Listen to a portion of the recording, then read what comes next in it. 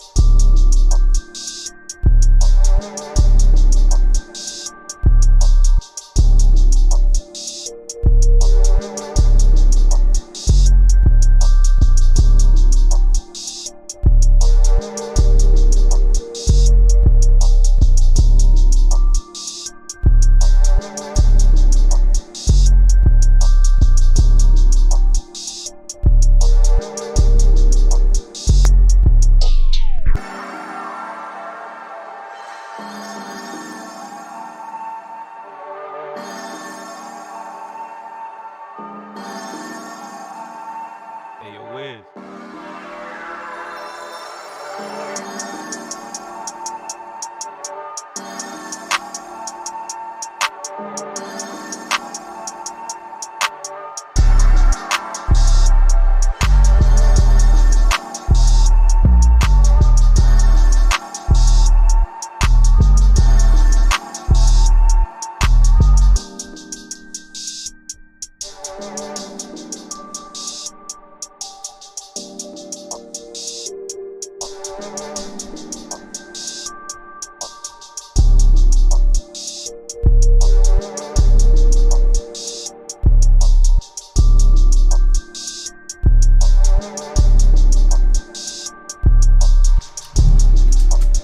Okay, let's get it started.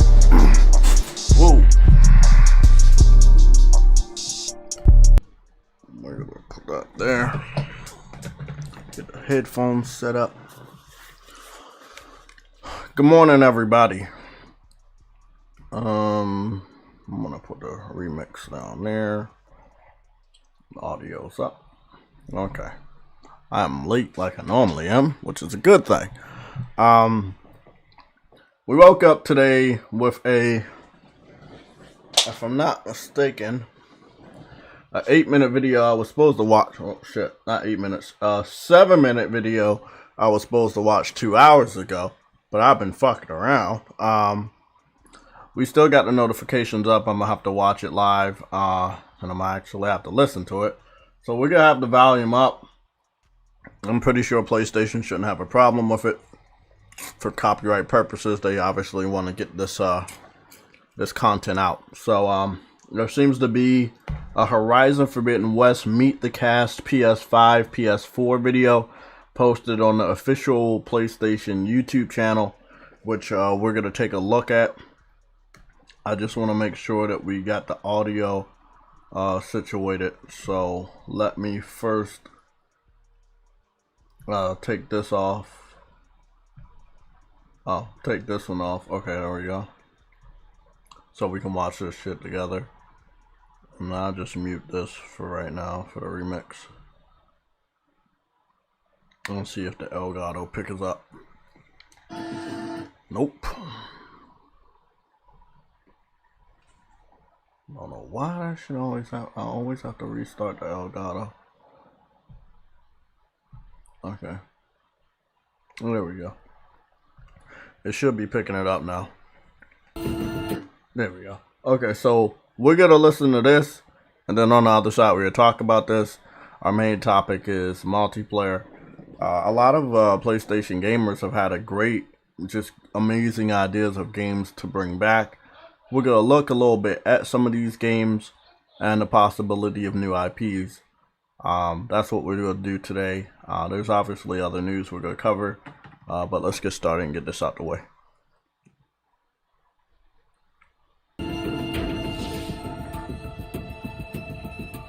It feels really amazing to be reprising this role. Aloy is such a rich and interesting character. I think I really got into a rhythm with her, and sort of now I know where she sits and I know how to access her. Putting her in this new context, she's learned so much about herself from the first game and about the world, and now she has to step into this new role with different stakes. It's a bit of a balancing act in terms of you want her to feel like the same Aloy, but also a lot has changed. That's not exactly a denial, Silence. Take it any way you want. Aloy and Silence's relationship is so fun because it's so adversarial. They kind of need each other. So there is this really fun push and pull, which is I hate this guy, but I need this guy. I've had challenges of my own these past 6 months, Aloy. The difference is I've made progress. I love playing characters that are super and super complex psychologically. Playing a character that's got a lot of mystery to it or layers to it, for me, I think that's kind of the actor's dream. Silence is such an egomaniac when it comes to his intellect. He rarely thinks of anyone as being his equal.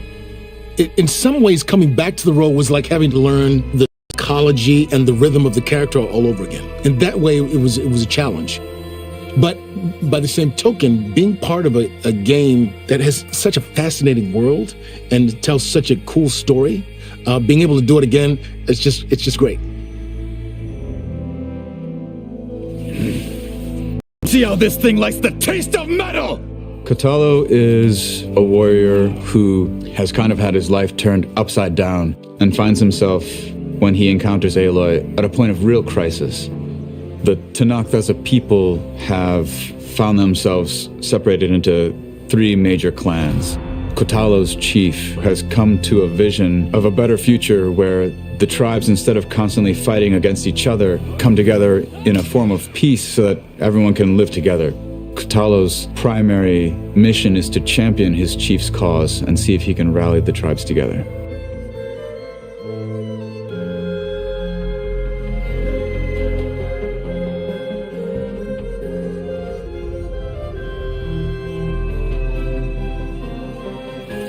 I really love playing manipulative people. I play this very interesting character named Tilda, who's quite a dynamic character. As an artist, there's a lot of freedom in doing something like this. You get to be in the moment, getting thrown direction by the director, getting to try it over and over again. Felt like creatively it was really fun.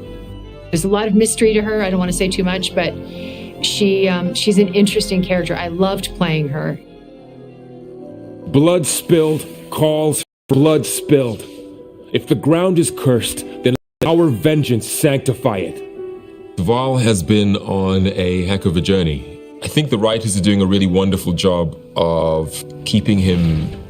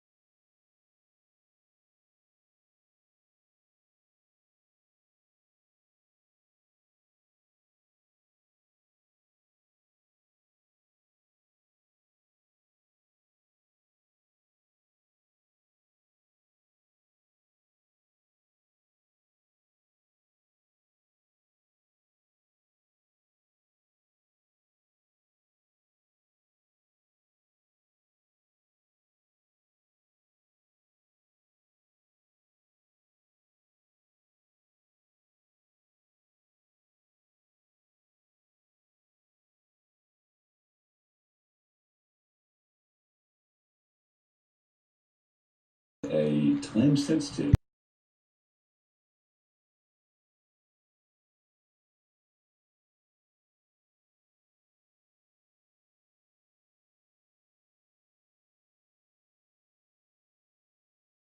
A time sensitive.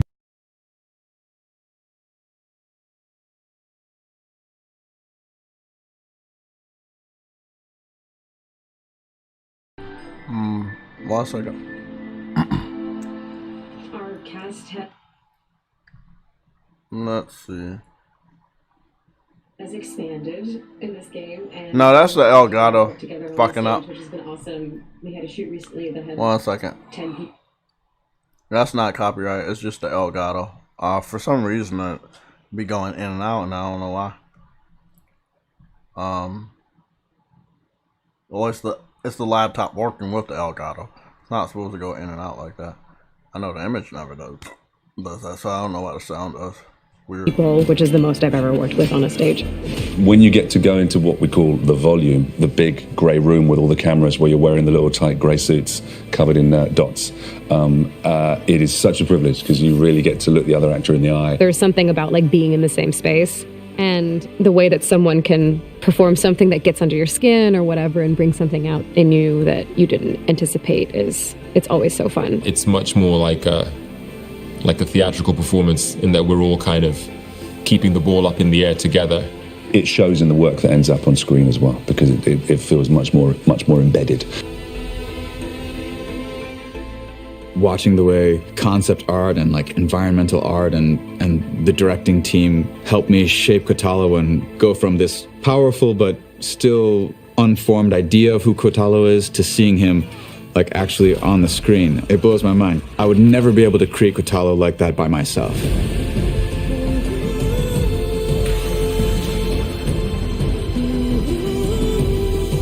I think that fans are going to be blown away by Horizon Forbidden West.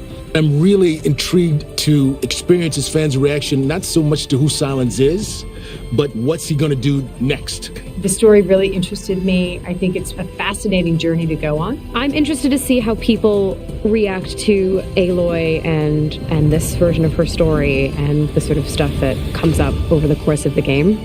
As a fan, I'm super excited because the creatures are just gonna get crazier, the enemies get gnarlier, the world is beautiful and bigger. I mean, I'm super biased. I like Kotalo a lot. And I really hope other people do too. It's staggering what they're able to do on the next generation of consoles. To go back to those worlds as they are now on these new consoles is breathtakingly beautiful. I'm also just excited to play it when it comes out.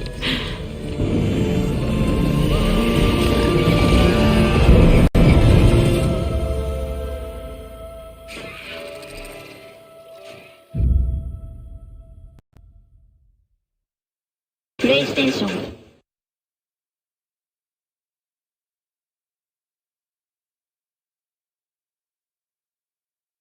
Okay, I'm gonna get this portion of the video out the way. Let's see. What the fuck are we gonna do?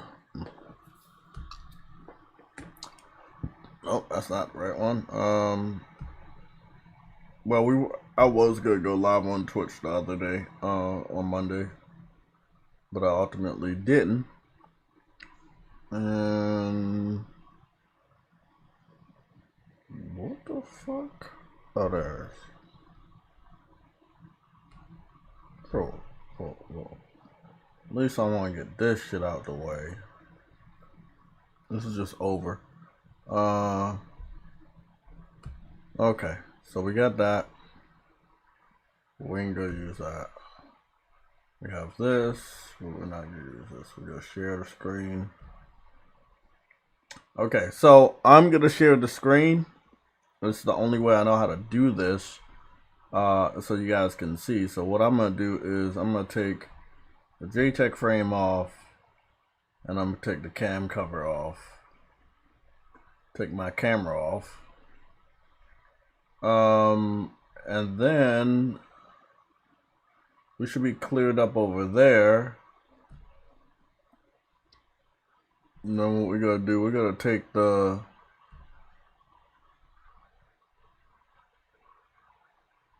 Oh shit. Forgot about this. What else we gotta take off? The chat. Where's the fucking chat? We gotta take the chat off. Okay. Now I'm gonna share my screen so that we can go and check out my my wrap up. Now you can do anybody can do this. So I will have the link. Actually, I'm gonna put the link there and then we're gonna share the screen. Big shout out to Cyber Dragon for getting me the link early this morning for the 2021 wrap up by PlayStation.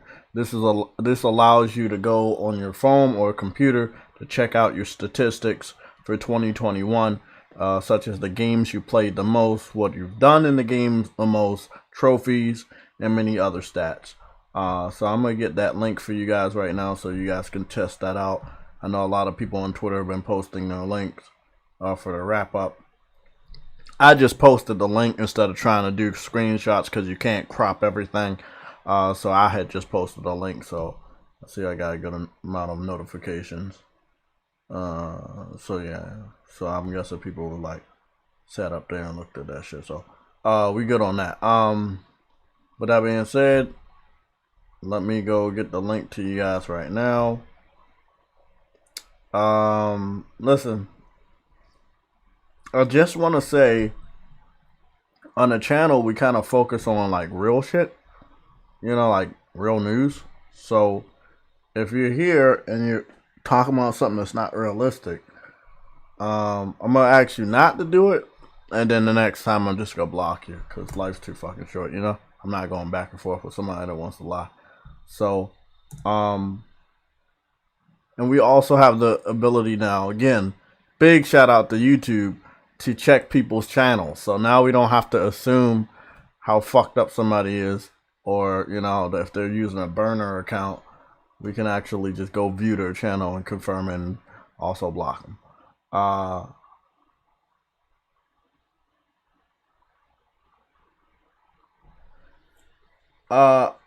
As when, bro, this is what I'm gonna read off what you said. You said now there's literal silence.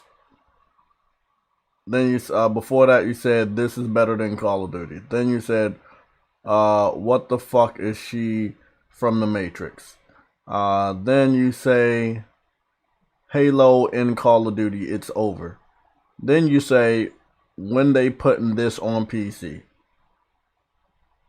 Bro, you're trolling, but your time is up. I've already checked your channel. You can go make another account. We're dealing with real shit right now. Like, if we're not talking about no bullshit, we're just talking about real gaming news. If you go come here with the bullshit, you gotta go, man. This is not the place where you're gonna be able to have fun and shit. Sorry, that's not what we're doing here. So let me go share my screen without further notice. I'm pretty sure I had posted the link, but did I post it? Yeah, I did post it. I posted it. Let me post it again. Again, if you click this link, scroll down, they're gonna ask you to log in, and then you'll be able to check out your statistics for 2021 on the PS4 and PS5. What's going on, Cyber Dragon? How you know? What up, chat and mods and J-Tech? I seen that this morning, so let me hit everybody up that I know. And I did post mine on Twitter. Yeah. It was less than last year. Last year, the year before last, because of COVID. Man, I bet mine was much less than last year. I wanted to do better. Like, if me and Ashley would have done, I feel like if we would have gotten around to, like, It Takes Two, the trophies would have been better, or we would have been able to, like, be stable on it, because it's really easy. It's not that many trophies left until the platinum, and we're pretty much at the end. But, I did want to get a couple more platinums, but then, you know, life, all this other bullshit, so slowing it's a little bit slow down. But hopefully the trophies will ramp up as far as Horizon and Sifu and, you know, God of War and some other games. I'm gonna be picky now. You already know, man. Like back in the PS3 gen, towards the end, I was very picky on the games and the developers I want to fucking support going forward. So, I ain't Right, buying right. everything, man. I'm up here saving this shit for life, and so yeah, man. Yeah, I'm gonna still be playing games and shit, but I'm gonna be picky. Let me go share the screen. I know this fucks up the laptop every time I do it, but there we go. So here we go. We're gonna go to mine. Now I have a code here that I can copy and send to you guys, so you can just view my shit. I have already posted this on Twitter. So if you follow me on Twitter, you already saw it before the stream. This is what they're telling me. They said last year I played 1,443 total hours. Makes sense. That's good. 820 hours are on the PS5. 623 were on the PS4. And that's because of the type of games I was playing, not that I was on the PS4 at all. Then they said I played 1,340 hours locally, and then online I played 103 hours. What's up, Cyber Dragon? What's going on, Somatic? I'm just reading out the I didn't mean to interrupt. Did you get that Horizon sweepstake thing? Yeah, I got it. Email? I signed up for it yesterday. Yeah, me too. Because I was wondering how that worked. That shit fun. Hey, bro, do you remember I was talking about Akira? What happened with Akira? I told you he didn't play the first one, but he was hyping up the game. Then some shit happened with Horizon the other day, like a gameplay trailer, the story trailer came out, so he started hyping it up again. So yesterday, I got the email for the sweepstakes, and the sweepstakes tells you all you have to do is complete the game to be entered. I laughed so fucking loud, bro. That shit was so funny. I was like, bro, these niggas don't play their games, and they not gonna get rewarded after a while. I was gonna play it again just because, but everybody said you. Yeah, they said you automatically included. This shit's funny because we see the sweepstakes, and I'm calling out all fraudulent people that are trying to represent PlayStation.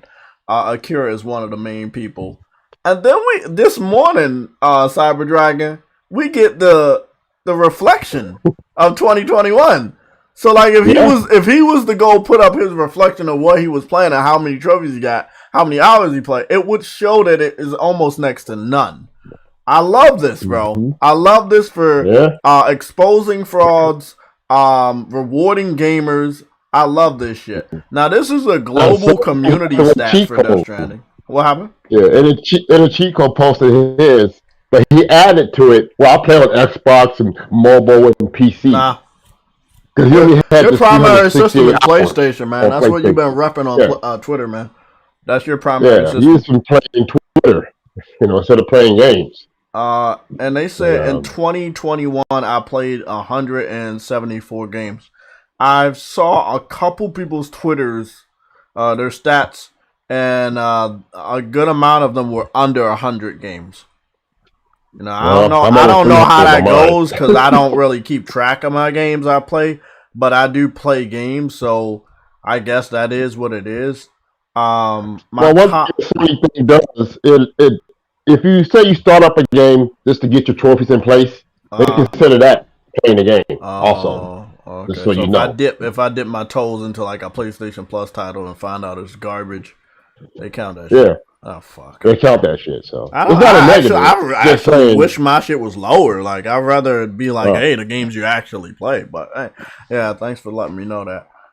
Here are your top games of 2021, and these are by hours. Returnal is number 1 with 151 hours. As you know, I played a lot of Returnal. I beat the game about 5 or 6 times. And a good amount of this time was me going back and trying to get the glyphs for the platinum, which I didn't give up on. Destruction All-Stars is another game, PS5 title. That's 75 hours. Multiplayer focused games. You guys know I was big on the community when it came out the first 2 months. Was able to also get the platinum and also contributed with a lot of people getting accolades based off of that game community. So that was good. Sad to say that Persona 5 Royale is not bad. That's 72 hours. I did get back on there. I did do a lot of grinding and stuff, and I want to go dive back into that game. I don't know when. Fortnite, self-explanatory. They added fucking Spider-Man, and I got fucking locked into that shit. So, and I was actually pretty good at shooting people in the face. Yeah, I know it sucks. But look, if I would have played a little bit more of the Legend of Heroes Trails of Cold Steel, Fortnite would have been number 5 instead of number 4, because Fortnite is 61 hours and Trails of Cold Steel is 60 hours. My stepson got over 1,600 hours in that game. Ooh, and Fortnite? Yeah. Oh, I don't know about that's ridiculous, man. 1,600 fucking hours in that 61, that's what they said. Let me see. You've added to your collection. Oh, man, I got that many trophies? Shit, I almost got 777. Oh, that would have been lucky, huh? I got 771 new trophies last year. Wow. 6 more trophies, it would have been 777.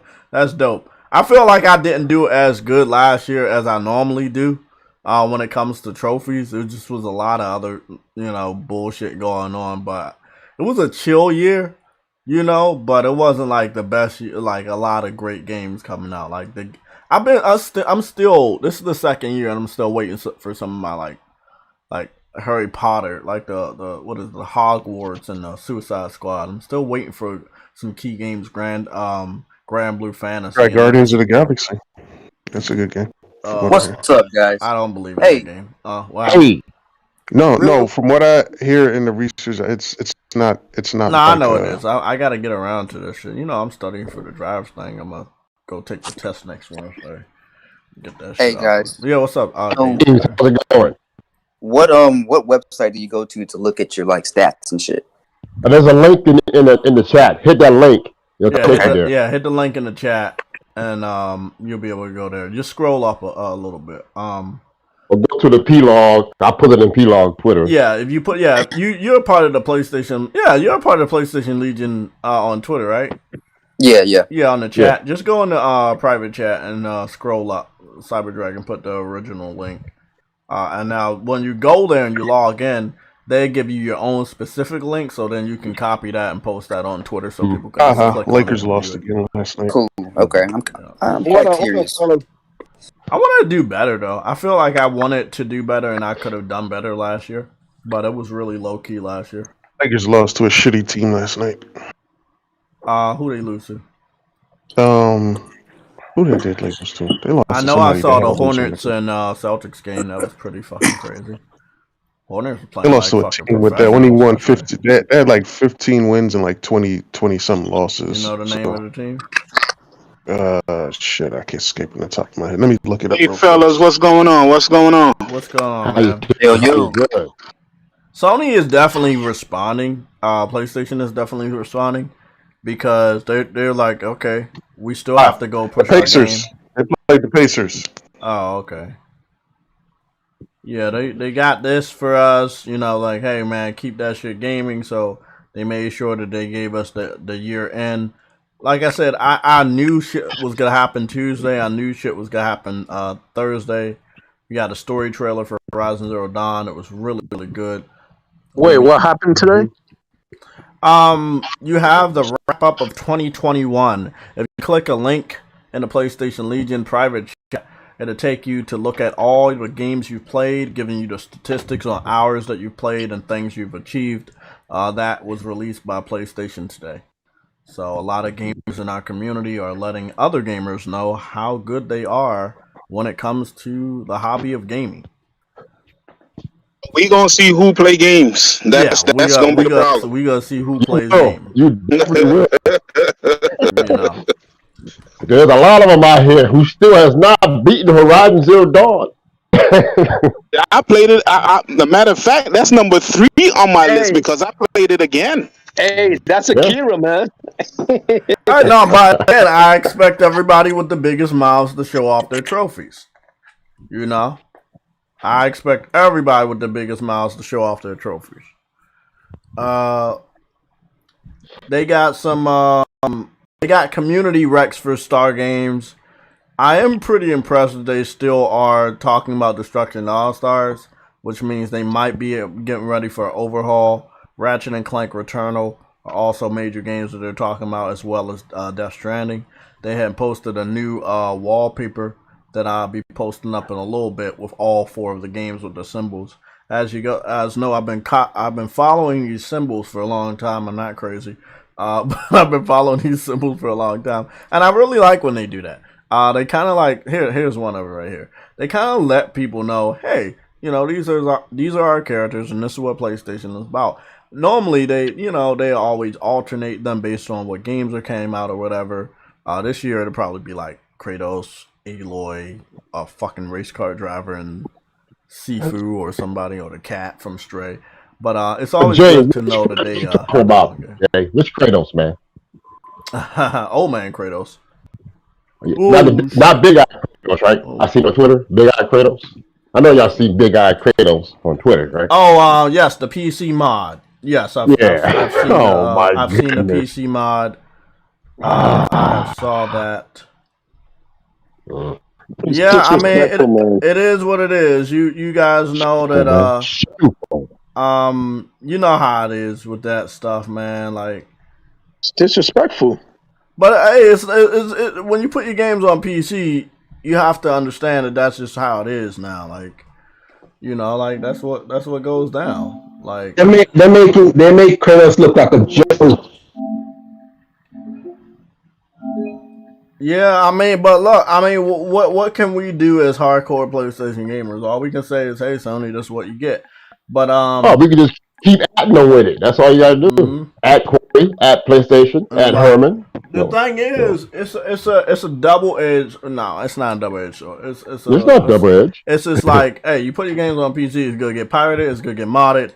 The whole focus of you trying to, we want them to enjoy the story. They don't care about the story. They don't care. And what's really funny about it, they had character renders for Kratos for years. Do you guys not understand? They had the Kratos character render for multiple years on PC. Mm-hmm. Do you remember when they made the meme on Grand Theft Auto? Remember when Kratos went to what's the name's house? Yeah, bro, they had that character model for years, just like The Last of Us. They had that shit for years. This shit's crazy, bro. Somebody fucking. And it came out that they've been working on the PC port for the past 2 years. Oh. You said what? It came out that they've been working on the PC port for the past 2 years. Yeah. Yeah. Hey, that's how it is, man. Delayed, You know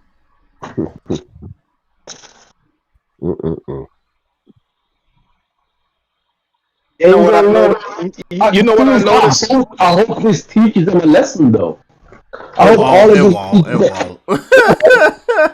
It won't, bro. It won't until it hits the pop the wallet. It has to hit the teach them a lesson. Yeah.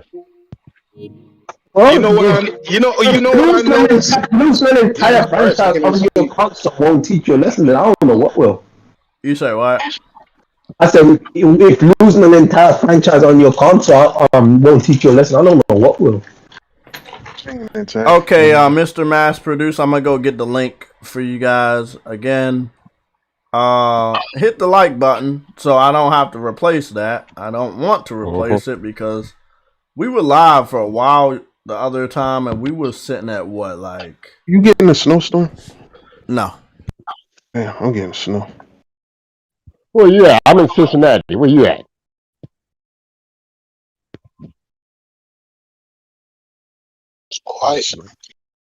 And they just called me to let me know the van is not running today. I got a dip, fellas. Discord's acting up on my end. It keeps going in and out. Damn. You're not going in and out. I am? I hear you. Okay. Yeah, no, I hear you pretty good. The screen is going green and nothing. I'm talking and it's not going green. And then this goes going back and forth for me. That's usually, when that starts happening, then I don't hear y'all at all. I can hear you. I don't know if anybody can hear you. Let's see how long that lasts. Damn. Now, the year that Horizon so-called lost to Breath of the Wild for Game of the Year, said it did something like what they're doing now with the story and all the characters back then. I mean, there might have been some spoilers involved. That's probably why they didn't do it. That's why they can do it now, because some of these characters was in the previous game and are in the sequel. And that last character in the silver outfit, when I seen that character, I like, wait a minute, that looks like Carrie-Anne Moss. And it was her. She's actually the voice actor for that character. Yeah. What's going on? What I missed? Yeah, I seen that. It was Carrie-Anne Moss. I was like, hey, yo, check it out, man. The girl from the Trinity. That's interesting. Look, man, all I'm gonna say, man, we got a lot of star-studded cast over there, man. We got a star-studded cast. Yeah, for Horizon. she's the antagonist. So, what's the star-studded cast for Breath of the Wild? Am I know? Breath of the Wild? Well, you know what's funny about Breath of the Wild? Breath of the Wild is like the old school Disney cartoons. There's no voices. No. You remember like the old school cartoons? Oh, Tom and Jerry. Like they never got a voice. LeBron James was in Breath of the Wild. Yeah. Get him out of here. Get this guy out of here. Okay, OC Reed, everybody, I'm going to post the link again. I know it's a little difficult to keep it here. So apparently Sony said I had a good year. Yeah, I said I had a great year. Look at, I think, okay, that was that link. I had 800 and some trophies. Man, you beat me. You beat me by. Don't look at mine. You might get upset with me. You beat me by 100. But you want to know what's funny though? We had about the same amount of hours. How many points does it equivalent to? Because I seen something about 629 some points on my thing. Oh no. Well, bronze is worth 15, silver's worth 30, gold's worth 90, and platinum's are worth 300 points. Where do you post that? It's in the Twitter sweepstake. Legion. Yeah, I seen my one in the sweepstake. Boy, I can't hear both of you talking at the same time. What was? It's in the Twitter PlayStation Legion chat. The link. Cyber Dragon dropped it. I also got a link you can select as well. Yeah. I posted it in the chat too on the live stream. So if you want to go take a look at it. But it's a pretty. I like the layout this year. The layout it's nice, man. Pretty nice layout. You know what I know. You know what I noticed? I play too much Ubisoft game. Yeah, that's not a good thing. That's not a good thing, man. Hey, that's illegal, man. Nah, I'm just kidding. That's not illegal. Ubisoft actually. It looks like we got two breaking news today. I think we got Forspoken overview as well as Horizon, because that's what I see on my. And a Punisher game. Let me see. Did you see the other link I put in PSLOG about the government looking into these mergers? Yeah, I saw that one. I mean, if Microsoft can pay them off, they pay them off. The thing is, Microsoft and the government are very, very buddy. Like, they have a lot of government contracts, so I don't think... Can I ask you something? When was the last time y'all bought a Call of Duty game? I'm not bitching about it. So, you already know. I don't know. I don't know. I think Call of Duty Classics by mistake. I was fucking around and trolling myself, and I actually hit the purchase button. About 12 years ago. So that was a long time ago. What's you guys' hours for last year? What y'all got? I got 1,400. Mine is about the same. Mine is about 1,400 something. I don't know much. Let me take a look at mine again. I think I'm at 2,000 hours. 2,000. Oh yeah. Oh yeah. I gotta buckle down on these games in between whenever free time I fucking. Oh my goodness. Oh man. The only reason I'm asking I think I can rack up all my fucking games if I fucking had a Vita. I really think it's not gonna affect y'all them purchasing this. Oh hell no, that's not gonna affect a person like myself. But the casual gamers, they seem to be bent out of shape about, the ones about Madden, Call of Duty, Need for Speed every fucking year. They're bent out of shape. Yeah, I don't think this. What I want to say is, anybody that It's thinks big. that It's bigger Microsoft than. won't It's a pull this, bigger. It's bigger news purchase, and it's a that purchase of Activision is a bigger news than Bethesda. But I feel like it still doesn't affect if you're a hardcore PlayStation gamer. If you really don't buy Call of Duty or any of those games from Diablo, that's not going to really have an effect on. oh no. But it's the optics and it's the console war. It's the fans that have been looking for a reason to go back to Xbox. It's not that. It's basically you've lost practically one of the biggest first person shooters like out there. And you lose. And Go ahead. No, on top of that, Sony loses its casuals. Who the 90% of the people who buy 50% of the people who buy the console. Hold on. Yeah, but the Call of Duty games are going to still be on multiple platforms. From what I heard, it's not going to be exclusive to Xbox. It will be. You know what I want to say though. I had a nice discussion with True Witty and Spartan yesterday on the way to work, and what I said, because Spartan was getting all excited about this, and I had to shut him down. I was like, bro, the only reason why Call of Duty was popular over the last 8 years is because of PlayStation. Now, if you lock that game down to Xbox and allow Microsoft to do what they do best and make that game on Game Pass only, where does Call of Duty's money come from? Coffin. Exactly. It's going to end up like Halo. I'm still excited about it. Exactly. That would be a suicide. So if you do go forward and you make Call of Duty exclusive in the future, you better hope the Xbox community is not convinced that you're all in on Game Pass, even though you've been all in on Game Pass. Because when you make the game exclusive, they're going to assume it's going to be day and date on Game Pass and that they no longer have to buy the games every year.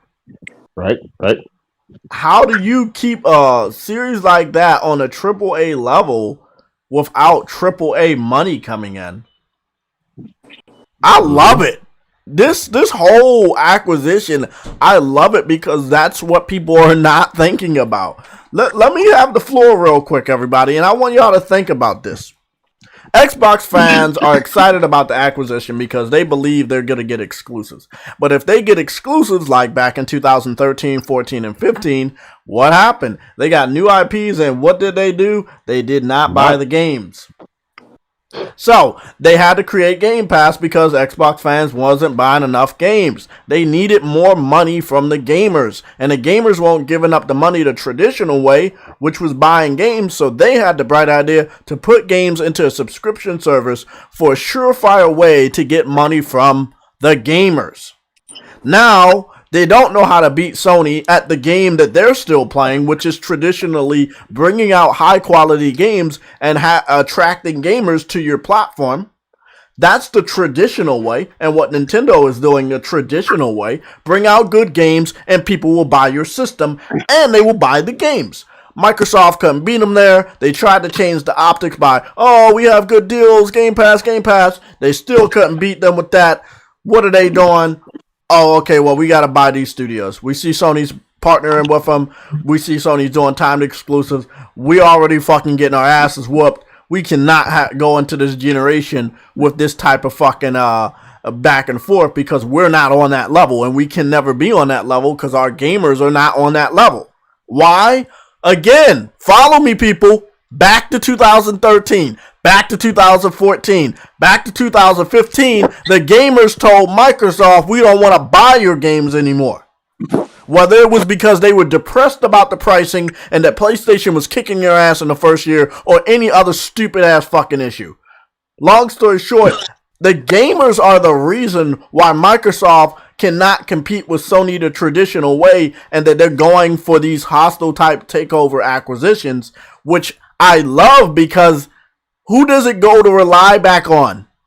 Not Microsoft, not Sony, but the Xbox gamer. The same individuals that didn't buy games are excited about a game being exclusive that they would have to buy in order to make sure that a big-ass company like Activision Blizzard can stay afloat.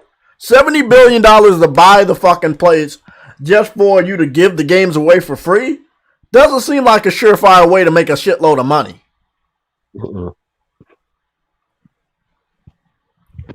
Can I add to that, man? Oh yeah, I'm done. Well, these numbers came out. So the Nintendo Switch, by the end of last year, had reached over 100 million Switches sold. Nearly 2 to 1, the Xbox One that Phil came out and finally said they reached about 51 million. And they reached 100 million consoles sold without Call of Duty. So that's all I got. Repeat that. I was looking at my Game Pass subscription. Repeat that. Oh, the Switch has reached 100 million consoles sold, and it's the second console that 2 to 1 the Xbox One. The PS4 already done it. Now the Switch has done it. The Xbox One is around 50 million, 51 million. And what system is putting their games on PC day and day? Call of Duty's not on the Switch at all. Exactly. I mean, that's the thing. That's the thing.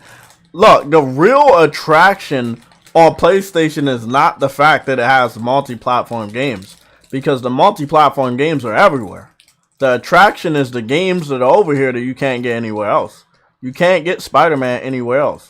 Horizon, God of War, before they went to PC, for at least 3-4 fucking straight years, you had to get a PlayStation to play those games. So it's the exclusive factor here that sells the systems.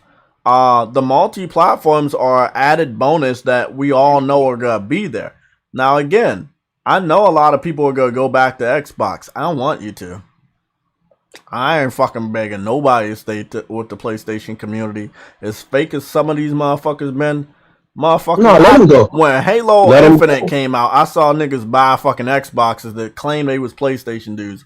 All I'm going to say, I want y'all to go back home. Get rid of your PS4 and your PS5. Put that shit in GameSpot or pawn that shit off. Let somebody else get that shit that's going to appreciate it. Go back home. Go back home. This is another thing I want people to understand. From now, January, all the way to November, even with this acquisition, it does not produce new exclusives for Xbox gamers. No, it doesn't. You guys don't have anything. You still don't have anything throughout the whole 2022. Yeah, you're right. It still doesn't give you anything whatsoever. You still got the same games everyone you was gonna get, regardless. It doesn't give you anything new. And that's what's funny about it. Yep. So instead of create, buy creation.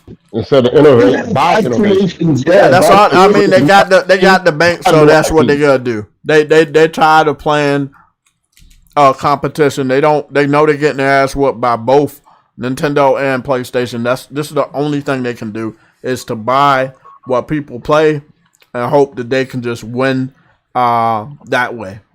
If I own everything, there's no way I can lose. Remember, I was talking about the Game Awards. Remember the Game Awards, Cyber Dragon? Yeah. How it looked so bad for PlayStation because Microsoft had owned Bethesda, and a lot of Bethesda games were up for nominations. And they believe that they now got what you call it nomination. They got freaking what you call it. Yeah, they got the most nominations because of who they own. At the Microsoft Theater too. You said what? It was at the Microsoft Theater. Yeah, it was exactly. It was at the Microsoft Theater. There's no way you don't look at this situation as a monopoly. Put it this way. Yeah. Put it this way. Here's a metaphor for you. Put it this way. If you can't beat someone in the Olympics, what do? You buy the Olympics. Yeah, that's what you do. If you can't beat them, buy them. EA is next. I mean, I was looking at this. Somebody can correct me if I'm wrong, but I believe EA has less of a value than Activision. Somebody can correct me if I'm wrong, but I was looking. And you got the FIFA. Those are big sports franchises. So I was like, they could have picked up EA and then picked up Activision, but they went for the biggest one. and then they go get EA after they send somebody like Mike Ybarra over there to fucking tarnish the fucking company, bring down the fucking, you know, the credibility and everything, and weaken them, and then just buy them at a wholesale sell. I'm pretty sure other companies. No. Call of Duty isn't gone anywhere, but I hope that it does, man. Mass produce. I know a lot of people like Call of Duty, and I'm sorry that I just don't care about y'all feelings, but Call of Duty, I needed to be exclusive to Xbox so the world can see that these niggas don't care. Put that game only on Xbox and see how much money it makes. You got to remember, this is what it really is all about. The Xbox fans are celebrating. They didn't buy Activision so Call of Duty can be purchased. They bought Activision so Call of Duty can go into Game Pass. They already announced that a lot of these games are going to go to Game Pass. Listen, True Eddie, you just cut me off, bro. I was going to say what you just said. Oh. Yeah, what I was going to say is that I need this to be exclusive, right? So that the world can see that they don't buy games. They're not going to buy games because Phil Spencer know they're not going to buy games. Phil Spencer gonna do what he already created, which is Game Pass. He know these niggas ain't gonna buy Call of Duty more than PlayStation fans, but he's gonna put this shit in the Game Pass.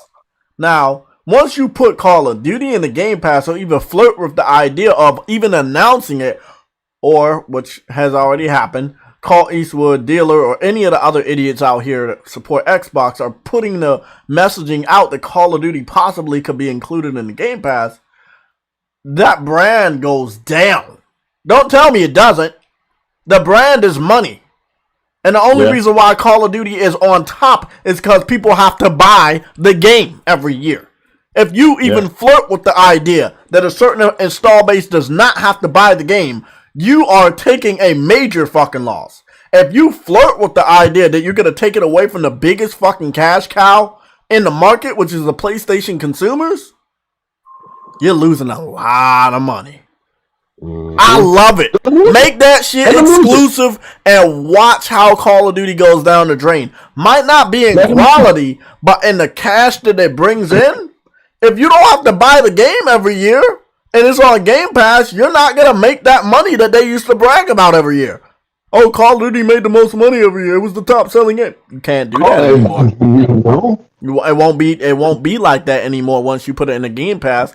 Because the whole Xbox community will never buy Call of Duty again. Why? Because they're going to expect it to always go to Game Pass.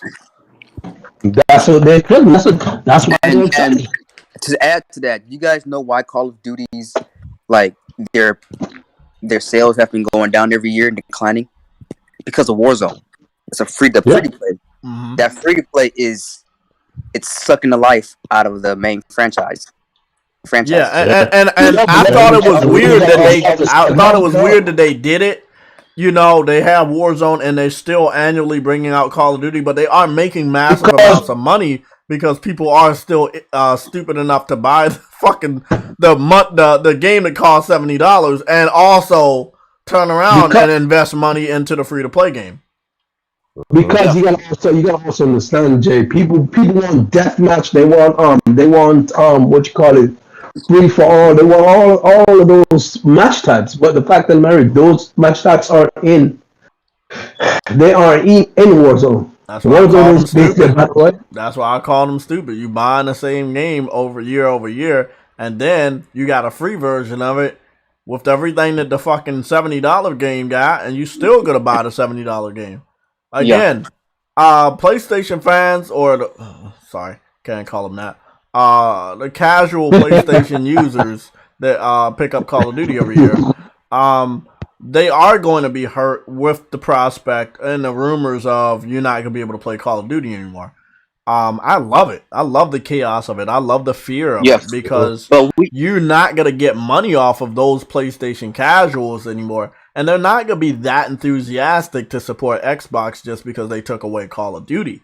And then when they do go to your ecosystem, if they do, they're going to be greeted with this prospect that I don't have to pay for Call of Duty either once I'm over on this ecosystem because this platform holder is going to put it into the subscription service, which allows me to play it as much as I want, whenever I want, at little to no additional cost a year. And even if they do take the main Call of Duties away from like PlayStation, I'm pretty sure they will not take away Warzone from PlayStation because no, they're not. They're not. Yeah, but again, I know they're not, but I hope they do. You see, do you see what I'm saying? No, hear me out. Do you see what I'm saying? The Xbox fans claim to benefit from this acquisition, right? Xbox claims to benefit from the acquisition. Well, let them actually benefit from it. Let's see what the real benefit is when you have to rely on your own gamers.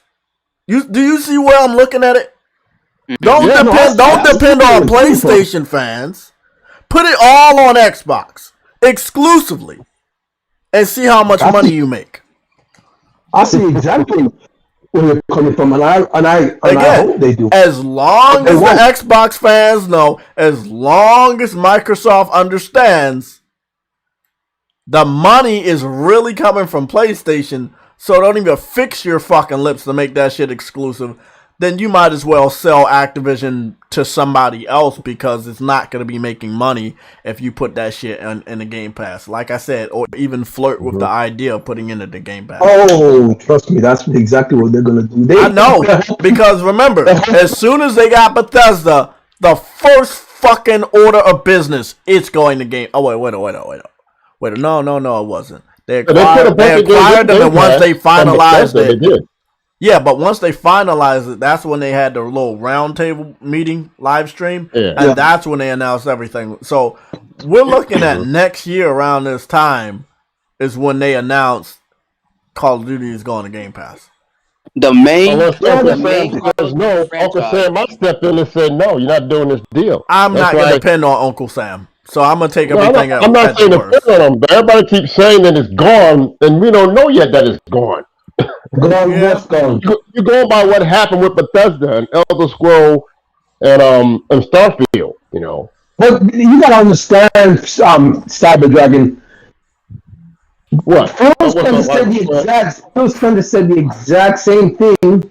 Right. As when he said the exact same thing, but as he said when they got Bethesda. Hold on. I was waiting to use this, and I almost forgot that I had posted this in the chat. Everybody, give me the floor real quick. We're gonna play this back 4 fucking times. Give me the floor. If you're an Xbox customer, the thing I want you to know is this is about delivering great exclusive games for you that ship on platforms where Game Pass exists. And that's our goal. That's why we're doing this. That's the root of this partnership that we're building. And the creative capability we will be able to bring to market for our Xbox customers is going to be the best it's ever been for Xbox after we're done here. If you're an Xbox customer, the thing I want you to know is this is about delivering great exclusive games for you that ship on platforms where Game Pass exists. And that's our goal. That's why we're doing this. That's the root of this partnership that we're building. And the creative capability we will be able to bring to market for our Xbox customers is going to be the best it's ever been for Xbox after we're done here. Should I play it the other 2 times, or do you understand what's going down? No, we understand. I got one more thing to add. So again, remember, this was only after the finalization of Cyber. He said exclusives are bad for industry. Remember, he said that before. I know, but you can't trust this nigga, bro. You gotta understand, he's a liar. He's only doing this. Now listen, I think y'all have missed something in that. That's why I wanted to play it 4 times. What you missed is when he said Xbox customers. No. Here we go. No. I'm gonna tell you what you missed right here. Hold on, let me play it back, and then I'll let you know exactly the part you missed and what you missed. If you're an Xbox customer, the thing I want you to know is this is about delivering great exclusive games for you that ship on platforms where Game Pass exists. He chuckled when he said on platforms where. If you watch the video and you're looking at it, it's in the chat. You guys know where y'all can watch it. You watch when he says on platforms where Game Pass exists. When he says on platforms, that part, that's when he starts to chuckle. Yeah. Because he basically, and again, Sick said this, and some other people have said this, but big shout out to Sick Humor. He said this shit.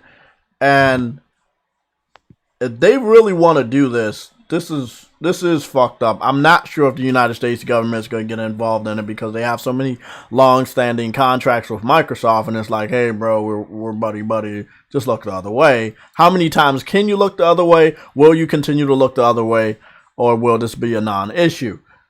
Long story short, that I believe they plan on buying the biggest publishers, and the only way that in the future Sony will be able to get these games to their gamers is through Game Pass. Mm-hmm. So again, I want y'all to hear the voice. I didn't have to look at this shit to hear the chuckle, but just listen to the pattern of his voice when he starts to say on platforms where Game Pass exists. Just listen to the pattern of the voice. If you're an Xbox customer, the thing I want you to know is this is about delivering great exclusive games for you that ship on platforms where Game Pass exists. And that's our goal. That's why we're doing. When he says on platforms, bro, he had to hold himself back from smiling, because the end game is forcing Sony to accept Game Pass, forcing Nintendo to accept Game Pass if they want the biggest fucking AAA multi-platform publishers to put their content or have their content available to your gamers. And all the other platforms have to do is don't buy shit and watch what happens. And this is what I will say. This is what I will say. It has not affected Nintendo because Nintendo has not been getting any of these games. Right. And they have still sold 100 million consoles. PlayStation, listen, I'm not even going to fucking pussyfoot around this. Sony lately, and PlayStation lately, especially over the last 5 years, they have been so reliant on Call of Duty. They have been so reliant on multi-platforms in certain seasons, and also depending on a certain genre of games in a certain season, when I always thought that they should have stopped doing that. They were so reliant on Call of Duty that this is a major fucking blow to them. Fuck, no, not me. I lived years without touching a Call of Duty game. I'm good. But to Sony, to PlayStation, this is a big fucking impact. I'm not gonna fucking lie to you guys. Why? They depend on Call of Duty during the holiday season to sell their fucking console. That's them. That was their decisions. I have been telling them, True Witty and many other gamers like us have been telling Sony to get back to work on Killzone, get back to work on Resistance, get back to work on SOCOM, get back to work on Starhawk, get back to your roots of shooters. Whether they're going to be better than Call of Duty or not, at least you give your gamer an alternative. When you don't give your gamer an alternative and a fucked up reality like this happens... No, but when a fucked up reality like this happens, now what? Now we're gonna focus. Too late. You're gonna focus, put stuff on PC. Yeah, that's right. and I believe the timing was perfect by Microsoft. Don't want to give them too many props, but you got to be honest. They waited until after Sony put their biggest exclusive game on PC to show people another reason why you didn't need the system. And me and True Witty and everybody else have been telling Sony, back away from PC. It's not going to end well. Whether it's the money that they're not making that they make on consoles, or the dramatic effect of Microsoft buying major United States publishers that make your console look worthless. Especially when they now have the power to pull the strings to take games away from your gamers. Listen, if everybody goes and buys a PC right now, Microsoft still wins. Mm-hmm. So Sony putting their games on PC, that helps Microsoft, not Sony. Yeah. The fact of the matter is, it's Microsoft because you need Windows on every PC to play any game. Exactly. So is Battlefield considered the next, after Call of Duty? Not as big as Call of Duty, but the next shooter, and that's with EA. I would love to say something like that. except But for I don't the think last PlayStation Battlefield that after came out didn't get a Battlefield. good reception. So I don't know if we agree on that one. I like No. Battlefield more than Call of Duty, but the latest one that came out, it was online only. A lot of the veterans said it wasn't good. Even Yellow, and he's a big Battlefield fan, just Yeah. like myself. I stayed away from it, as you guys know. I didn't smell something right about it. And I had thought about it a lot. I had played the beta, and I really liked the, again, the gunplay was great. The tornadoes and all the crazy chaos was great. I had played Battlefield 5. I have all the Battlefields leading up to the newest one. But I just couldn't fall in line with the new one, man. I was like, online only? Don't force me to do it, even if all the other Battlefield games I played was only online. Don't force me to do that shit. But yeah. And again, it's EA. EA you have to deal with. And see, this is what I'm saying. Like, EA, I believe, if I'm not mistaken, is cheaper than Activision.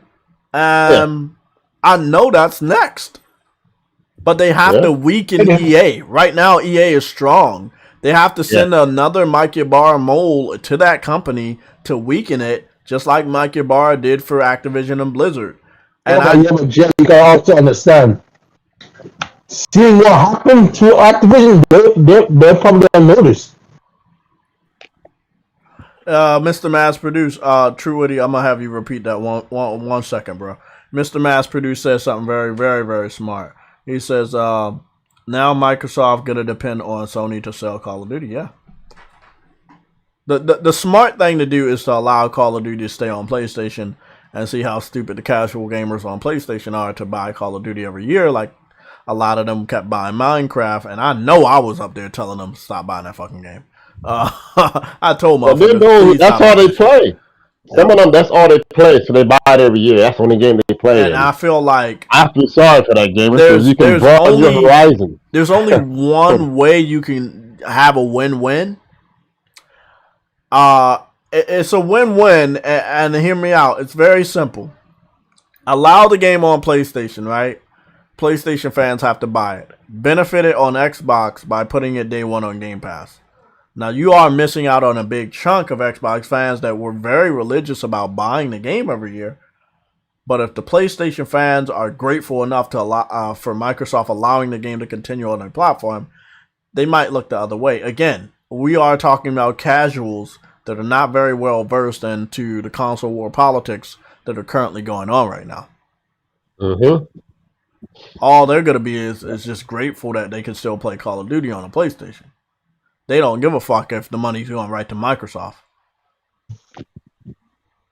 So I think that's the only way that everybody can fucking win. Keep it on PlayStation, put it on Game Pass for Xbox, and just hope for the fucking best. Now, again, I don't believe a lot of people. If Call of Duty comes out this year, I do not believe a lot of PlayStation fans are going to skip out on it. I believe a lot of PlayStation fans are going to buy it like they normally do. Yeah. The smart thing to do would be speaking with your fucking wallet and don't buy that shit. But they're not going to do that shit. They're not going to do that. Yeah, I have no faith in the casual community that picks up Call of Duty every year. They don't know a lot about a lot. So I don't look at them with any hope in my eyes. I'm sorry. I'm just no.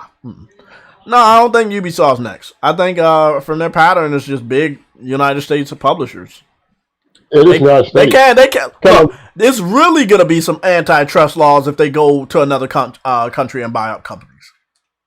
But right now they're safe. Yeah. I mean, we'll see, Cyber Dragon. I definitely believe what you sent me, and I believe it could go forward.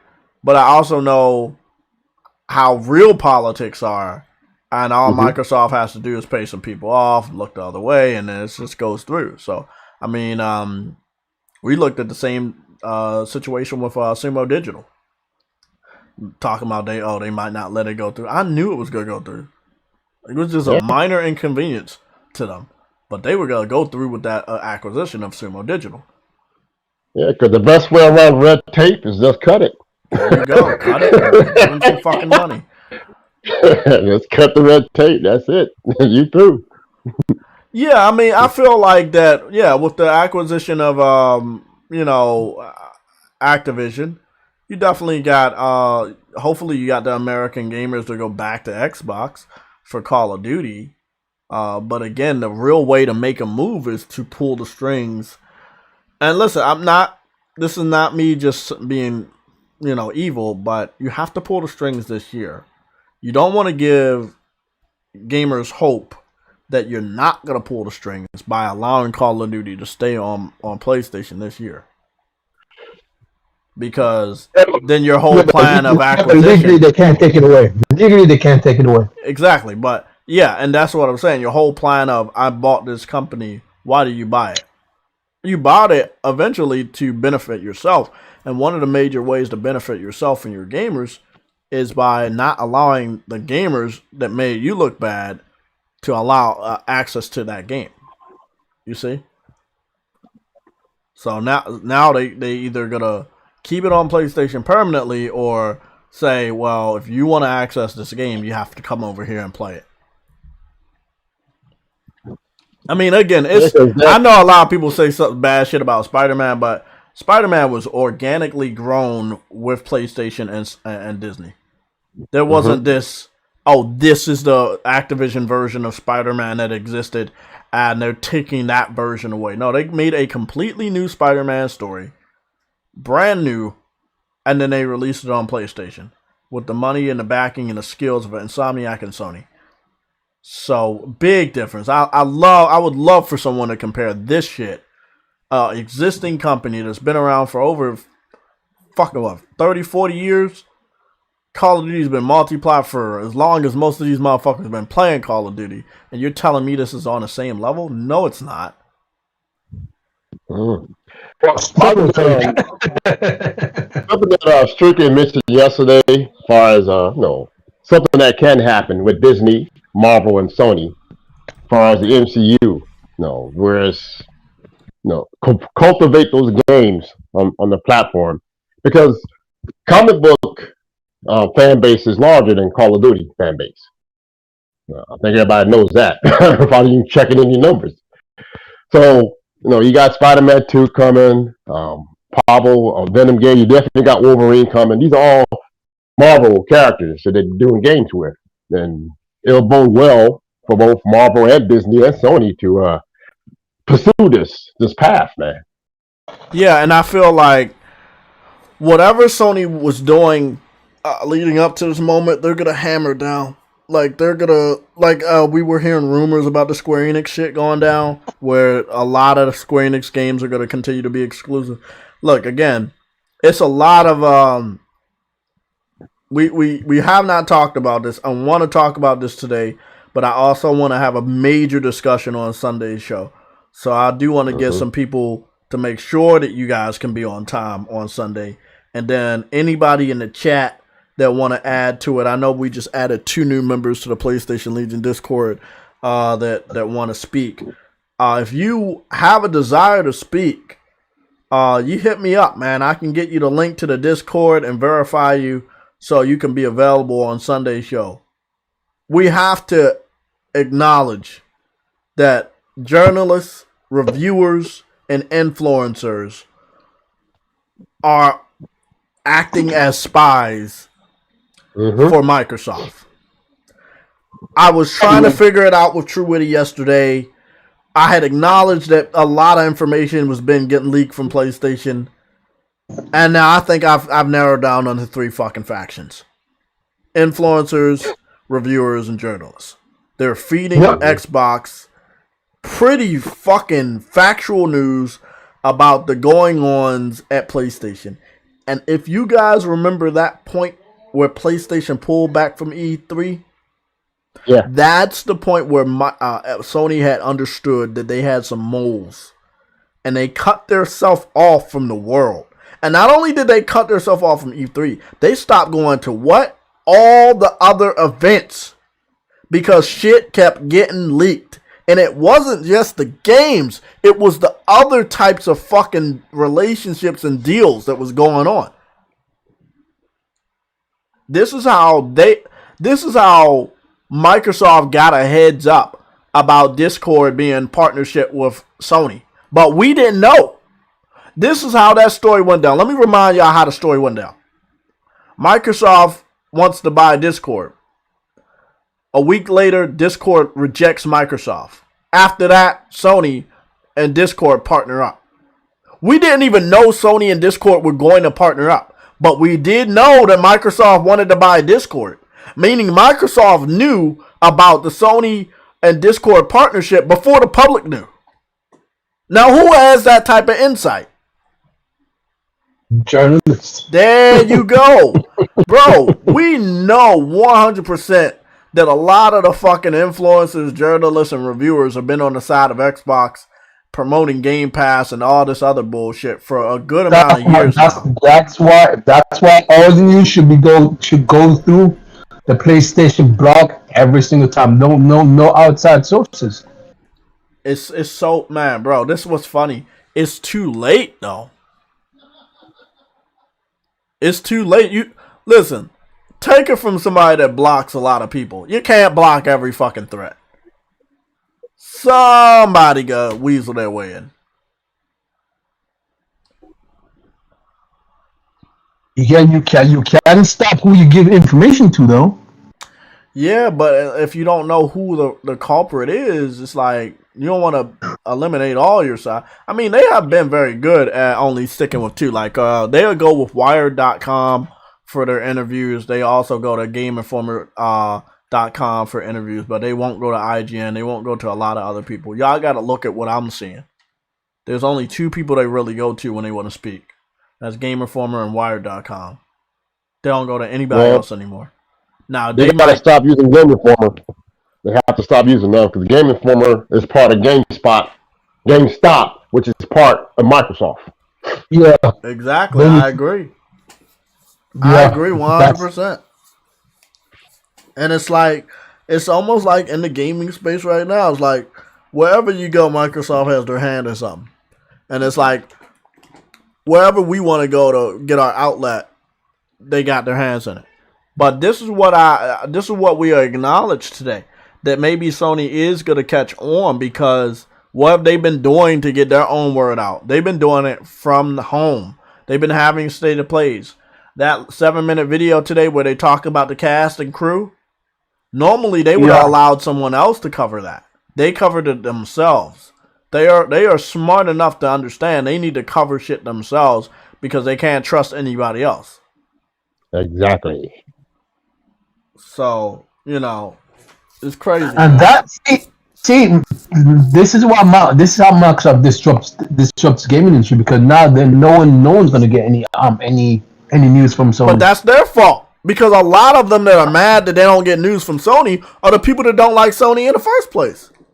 Yeah. IGN was bent out of shape when Sony pulled out of E3, but they're the same motherfuckers that leak shit out. You know how many people were included in the leak for The Last of Us Part 2? We know it came from inside of Naughty Dog, but the amount of people that were in the journalist field that were leaking the shit out and thinking it was funny and making it look bad, bro, it was a lot of people doing that.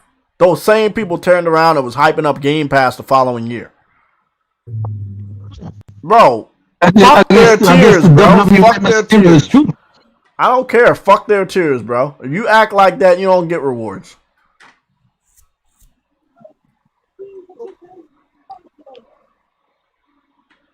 Yeah, Microsoft was really pissed when Sony didn't go to E3 anymore. They were very pissed because nobody else wanted to go to E3 to see Microsoft. But that was the normal thing. Microsoft started having their E3s on Sundays. Sony would have their E3s on Mondays or Tuesdays or something like that. And everybody would watch Microsoft's E3 because just to kill time. But the E3 they really gave a fuck about was Sony's E3.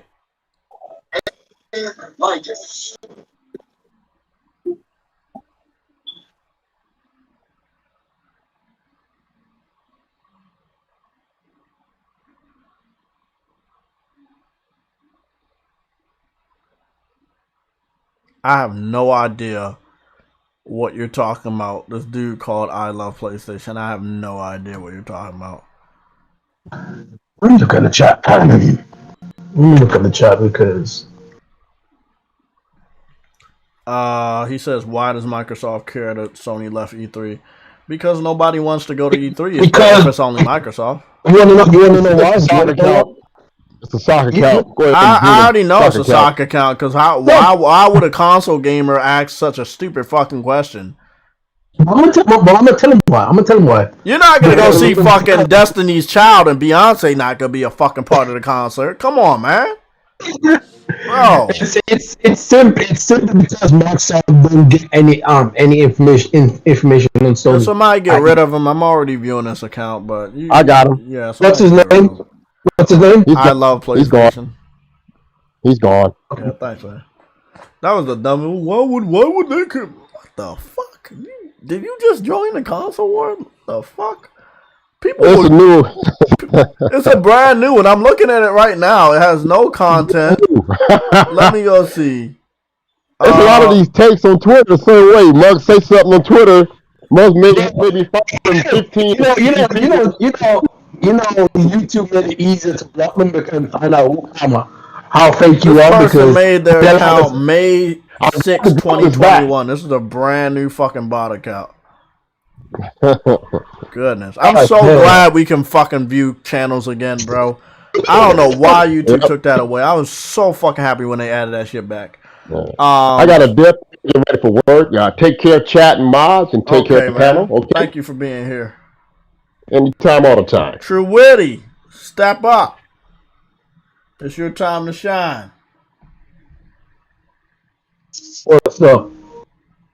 Yeah, man. I mean, Sony gotta keep everything in house, bro. From now on, we're not just talking about keep away from PC. We talking about keep your news away from any outlets. Report your own shit.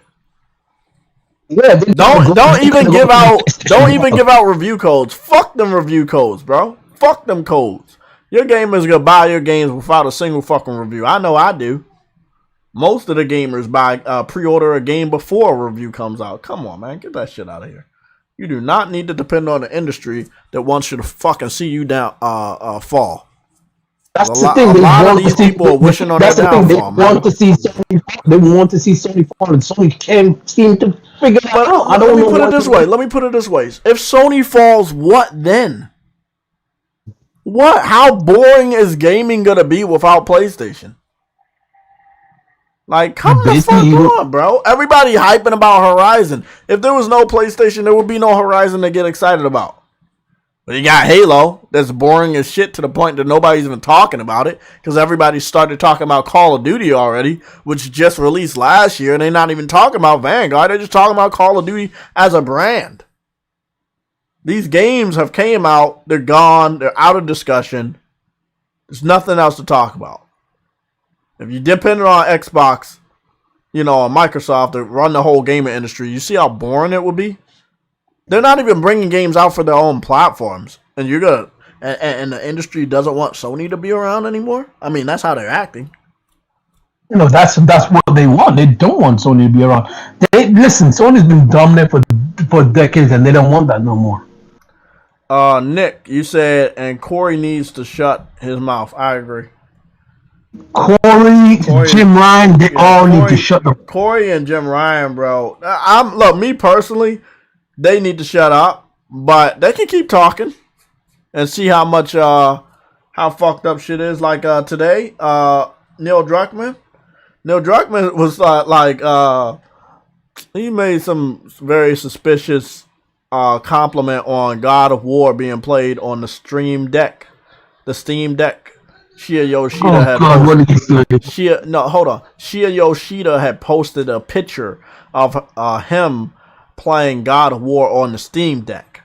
The Steam people sent Shia Yoshida the Steam Deck. Now that kind of makes sense because Shia Yoshida has a Nintendo Switch. He was a big supporter of the indie games on PlayStation Vita and indie games in general. So it makes sense that he would have the Steam Deck. But Neil Druckmann making a public compliment, everybody knowing who he is and what he's known for, about the Steam Deck picture from Shia Yoshida, led multiple PC fans to go underneath the post and beg, I lie to you not, literally beg for The Last of Us to go to PC. Oh boy. And this is what I'm saying, bro. The PlayStation Studio devs, if this shit is true, that they want all their games to go to PC, this is probably the worst fucking time for you to do that. Your system is already being looked at as a valueless system with no reason to buy it. If we're looking at a pattern of every year Microsoft makes a big publisher acquisition and it looks grim for PlayStation, PlayStation already lost $2 billion off of that news. Actually, no, they lost a lot more. Well, whatever. They lost more than $2 billion off of that. I meant to say $20 billion. Why I say two? They lost $20 billion. They lost $20 billion off of the acquisition news of Activision by Microsoft. And you know, it doesn't look good for PlayStation. And then PlayStation at the same time is ignoring their fans and putting games on another platform. Hold on for 1 second, actually, because when you said that, I remembered something.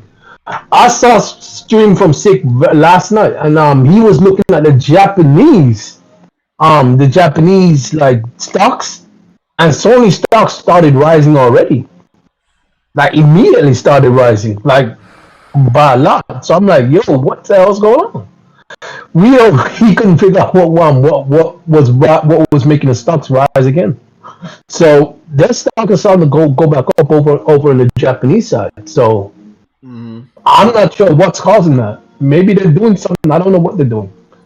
But whatever they're doing over there,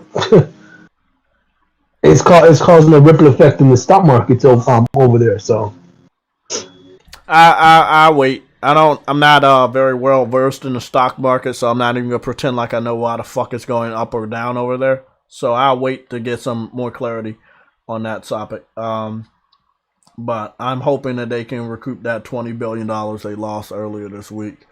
And I'm not sure if Horizon's big enough to do it. And that's where we want to come to the main topic. PlayStation needs more multiplayer titles. And I think I should clarify what I mean. PlayStation needs their own multiplayer titles. They shouldn't depend on third parties to make multiplayer titles, because you should automatically assume that they could be swept from underneath you. At this point, yeah. At this point. Do you know that they had a Call of Duty partnership for the tournament? Remember PlayStation had signed an agreement for the PlayStation tournament for Call of Duty exclusive? They were in bed with Activision on a level that did make a lot of veterans like myself think that they were going to be able to get Crash back. And for this shit to happen, bro, this was a blindside. And we know how PlayStation is when they get blindsided.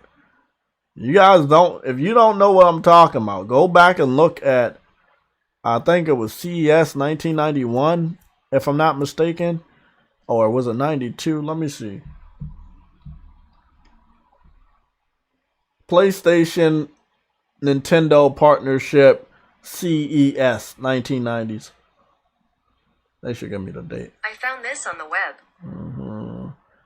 The betrayal. Yeah, there it is. Early 1990s. Nintendo and Sony were supposed to make a console. Yep, it was 1991. Yep. Go back and look at CES 1991. And see how Nintendo went on stage, teamed up with Philips for the CD technology, because they knew that Sony, because they made the CD technology, would hold a lot of weight when it came to the Nintendo PlayStation that they were making together, and that Nintendo didn't want to have to split money based off the hardware, even though they weren't the reason why it had CD technology. So at the last minute, they stabbed Sony in the back by teaming up with Philips. And then Sony went to CES looking stupid. And then after that, Sony got fucking frustrated. They created their version of PlayStation. And here we are. Yep. Don't ever, bro, if you stab PlayStation in the back, I'm going to let you know right now. That's probably the worst fucking thing you can do, man. They're going to fuck you up. History showed us, don't do it. Look, man, I'm just a gamer like you guys. I don't got the inside details. All I know is from the past. I learned from the past. I learned from history. And history tells us that the last time somebody fucked Sony over on this type of level that cost them $20 billion, bro, they literally made their own version of the console, took over the gaming industry, and made Nintendo look like a fucking bitch for 2 straight generations. Now, come on, bro. I'm not saying they're going to be going back and forth with Activision. Sorry, going back and forth with Microsoft for acquisitions. But I am saying that they're not going to take this shit lightly. No. And if they have the capital to make sure that the Xbox platform gets no more Japanese games going forward, because they're making increased deals, then that's what they're gonna do, bro. This is true, buddy. Do you remember that stream where I found out that King of Fighters 15 was going to Xbox? Yeah. And I said that Sony should have went and locked that down because they had part 14 only on PS4. Yeah, see, these are the things that Nintendo, the PlayStation is so relaxed with multi-platform games. They should have went back to their PS2 and PS3 roots, locking games down. Just lock them down. As I said earlier, Jay, you might not be able to acquire people, but if you could take that game away for a year or two, that does major fucking damage. No more, oh, we just gonna get some DLC. Nah, bitch. Lock that shit down for a year or two, man.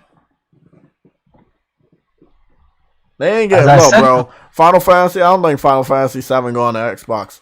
I think that a lot of shit that went down, if Sony got the money to keep shit off of Xbox, they gonna do it, bro.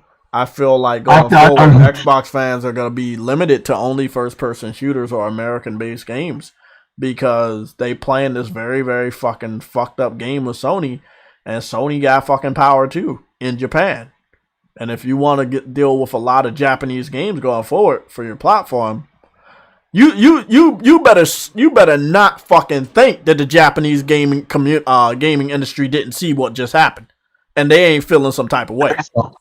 Again, the whole world saw this. This was not just a private altercation between Microsoft and Sony. Everybody was looking at this shit, and everybody going forward is gonna pick a side. If you think they're not, you're stupid as shit.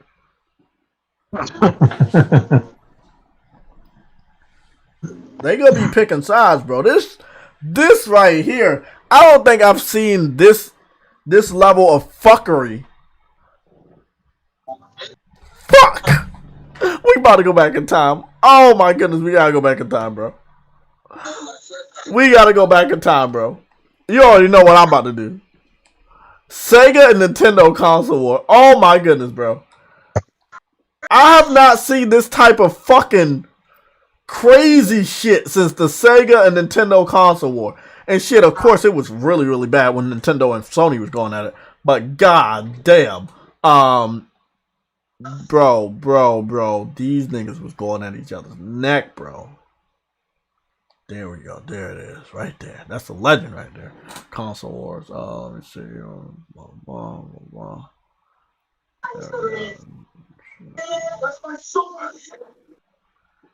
I just can't.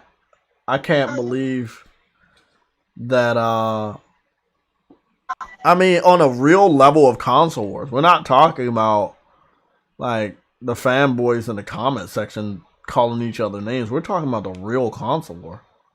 This is the real console war.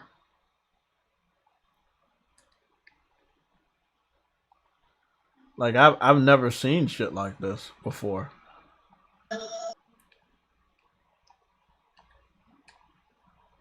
There we go. It's been a long time, bro.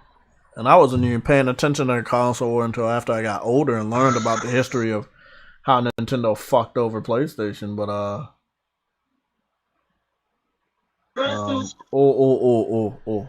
shit. Nah, I gotta see the history lesson. I think the history lesson is more important than the Sega and Nintendo going back and forth. Let's see. What is this? Is G4?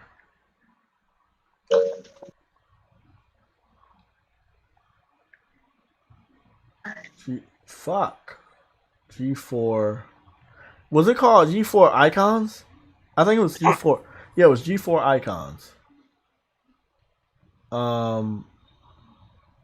There it is. Oh my goodness. Oof. I get chills. I got fucking chills just thinking about this shit. Oh my goodness. Oh shit. I ain't gonna lie, bro. I just got chills thinking about this. It's so magical because it's like Nintendo. Look, the only reason why Nintendo and Sony teamed up is because Sega made a CD technology console, and Nintendo didn't have any real know-how of how to create their own CD-based technology. So the person that was developing their audio chip, which was Sony, and the Super NES and the NES, and the NES, they were like, okay, well, Sony, you know how to do this shit. We see you messing with CD technology. Let's partner up. Our system's gonna have CD and cartridge, and we're gonna beat the shit out of Sega.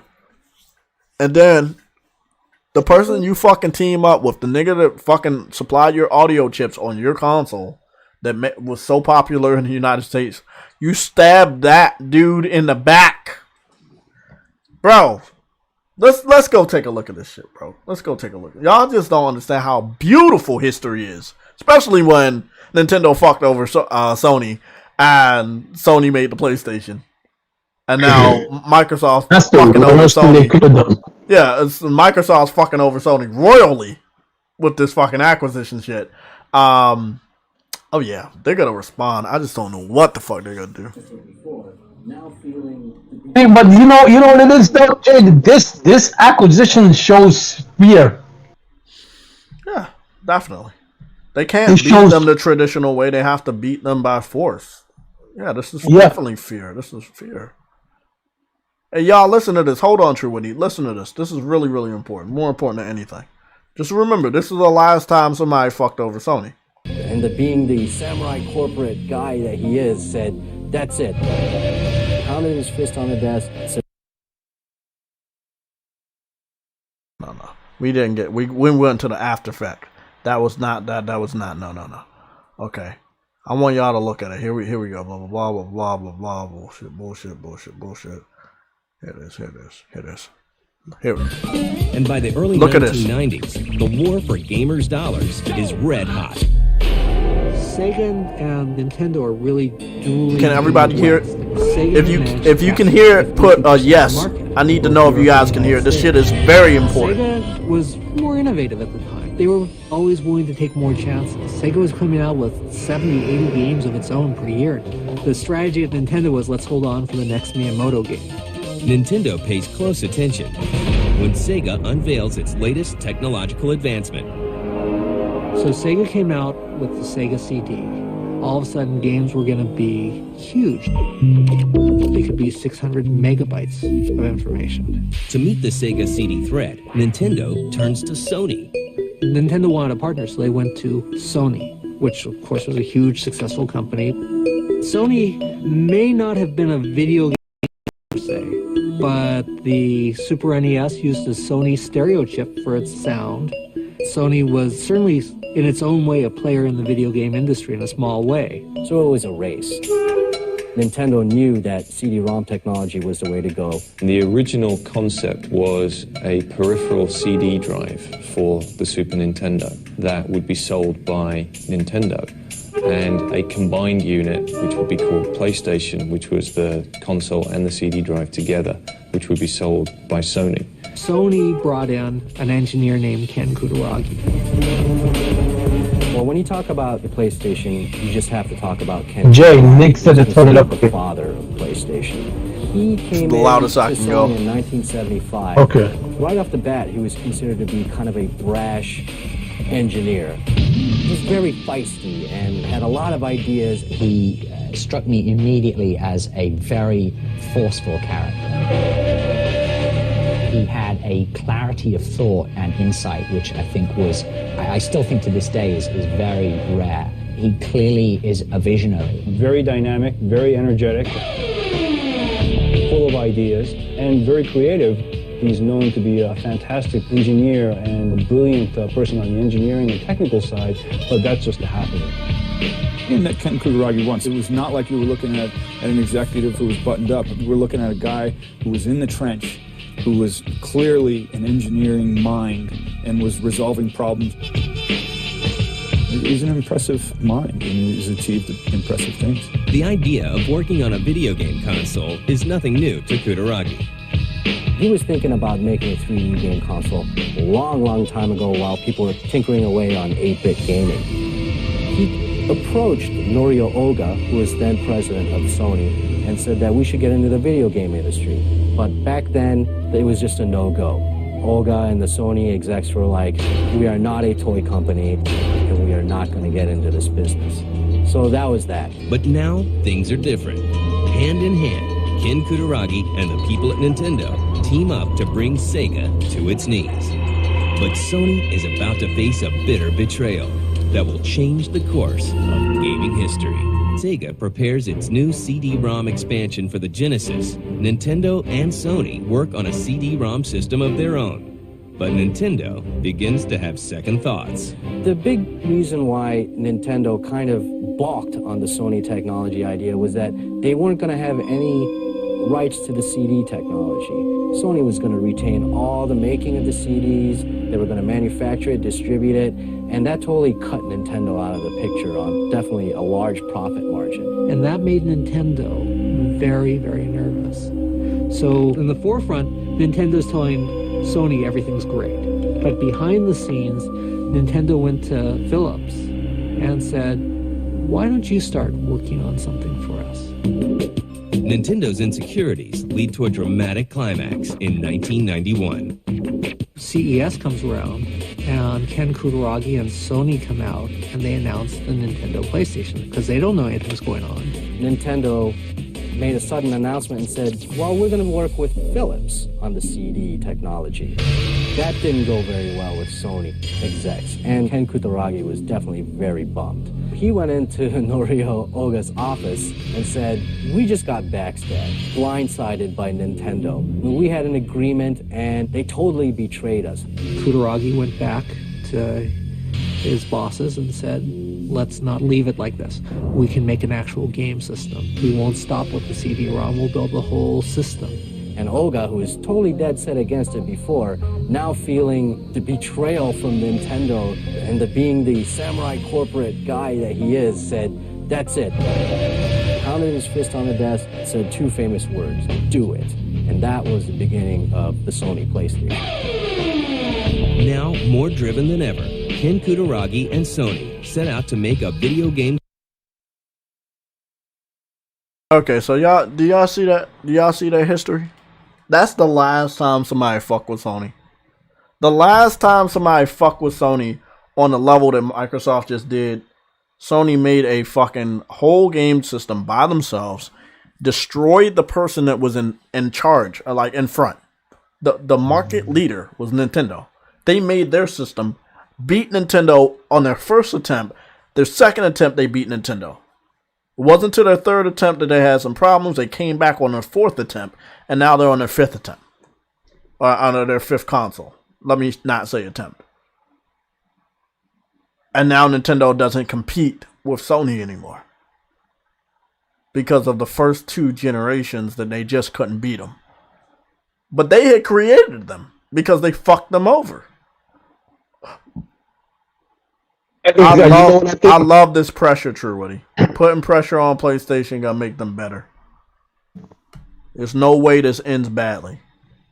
I think Sony going back. I think Sony going to Japan and they're going to dig deep. They're going. Oh yeah, they gonna dig deep, bro. They about, bro. If you know anything about the history of PlayStation, before they launched PlayStation, they went to Japan. And they did dig deep. They talked to every developer at the time for all game content to be put on PlayStation before it launched. And it was some small devs at the time that we now know as Capcom and Namco Bandai and Square Enix and shit like that. But they had went out and they reached out to these guys. They walked around Japan. They drove around Japan. They called around Japan. to see what content they had, what games they had that they was ready to put on their platform. And they've been doing that on the PS4 when it came to indies. They've been doing that, recently with the bigger games, like Square Enix calling them up, locking down Final Fantasy, locking down Forspoken. I feel like those are their roots, and they do better when they can be on the same page with other devs, small or big. But they, like you said, they're going to go back to these deep roots where we have to get shit done. They gonna start calling. They probably already started calling people up the day of, because a lot of people know what this means. They know what Microsoft's trying to do. They're trying to dominate. This is not just a threat to Sony. People looking at it like the small thing, like, oh, Sony, you getting your ass beat. This is a threat to everybody, bro. Microsoft owns Call of Duty. The Call of Duty that makes developers delay their fucking game, Microsoft now owns that power. Come on, man. Y'all gotta look at a bigger picture here. This affects everybody in the gaming industry. Just like it affects all the gamers, it affects all the game devs. Yeah, it affects listen, this doesn't just also affects PlayStation. It affects everyone every other console to come. Basically, no other console to come can ever get Call of Duty, because Microsoft, exactly. Unknown. They about to go to all of Asia. They've been messing around with game devs in Korea and China over the last 4 or 5 years, and of course they've always had love for Japan, and Japan had love for PlayStation. But they about to get bro. They've been messing around with India. Black Fuko. Yeah, they've been messing around with devs from India and Malaysia. Like, bro, the type of, like, if you think that Microsoft just pulled the rug up from under Sony, the type of pull that Sony has that they can do, because this is the weird thing. I asked you guys this question, and you're gonna give me an honest answer, right? If you put Final Fantasy on PlayStation and you put Final Fantasy on Xbox at the same exact time, and they have the same hold on, and they have the same amount of gamers that are on both platforms, right? Let's say 20 million gamers each, Xbox Series X, PS5. You release Final Fantasy VII Remake Part 2 on PlayStation 5 and Xbox Series X. What platform sells the copies the most? And that's how every game developer is looking at them right now. That's how all devs are looking at them.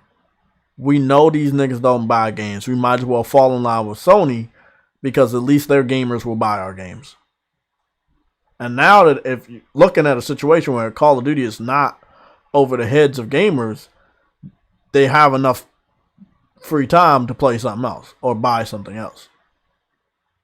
Again, it's still Sony's responsibility to make alternative shooting games, and I say games with an S, for their consumers. You have to bring back some legendary games.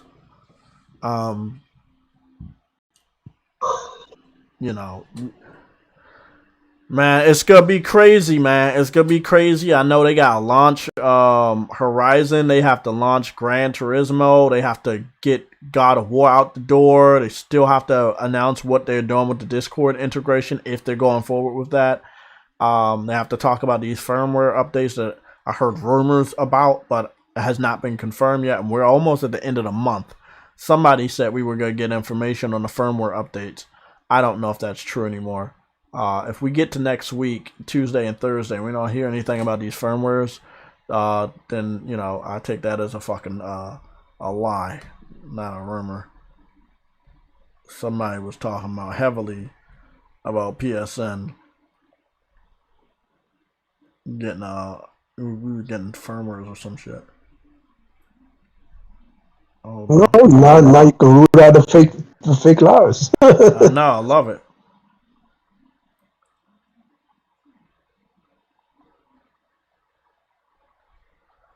What the hell is this?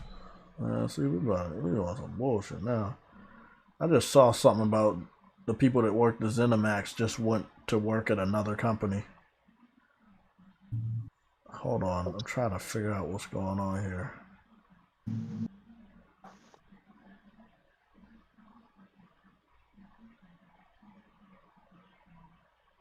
Now gotta.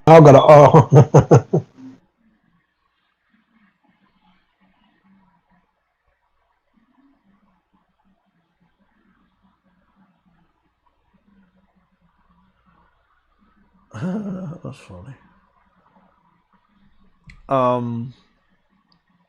Damn, bro. I'm scrolling through Twitter and all I'm seeing is PlayStation gamers post their fucking trophies and shit, which is awesome.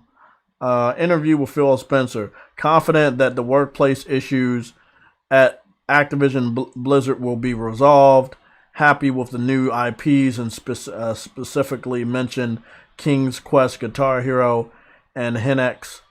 Wants to support the new teams to work on franchises he loved as a kid.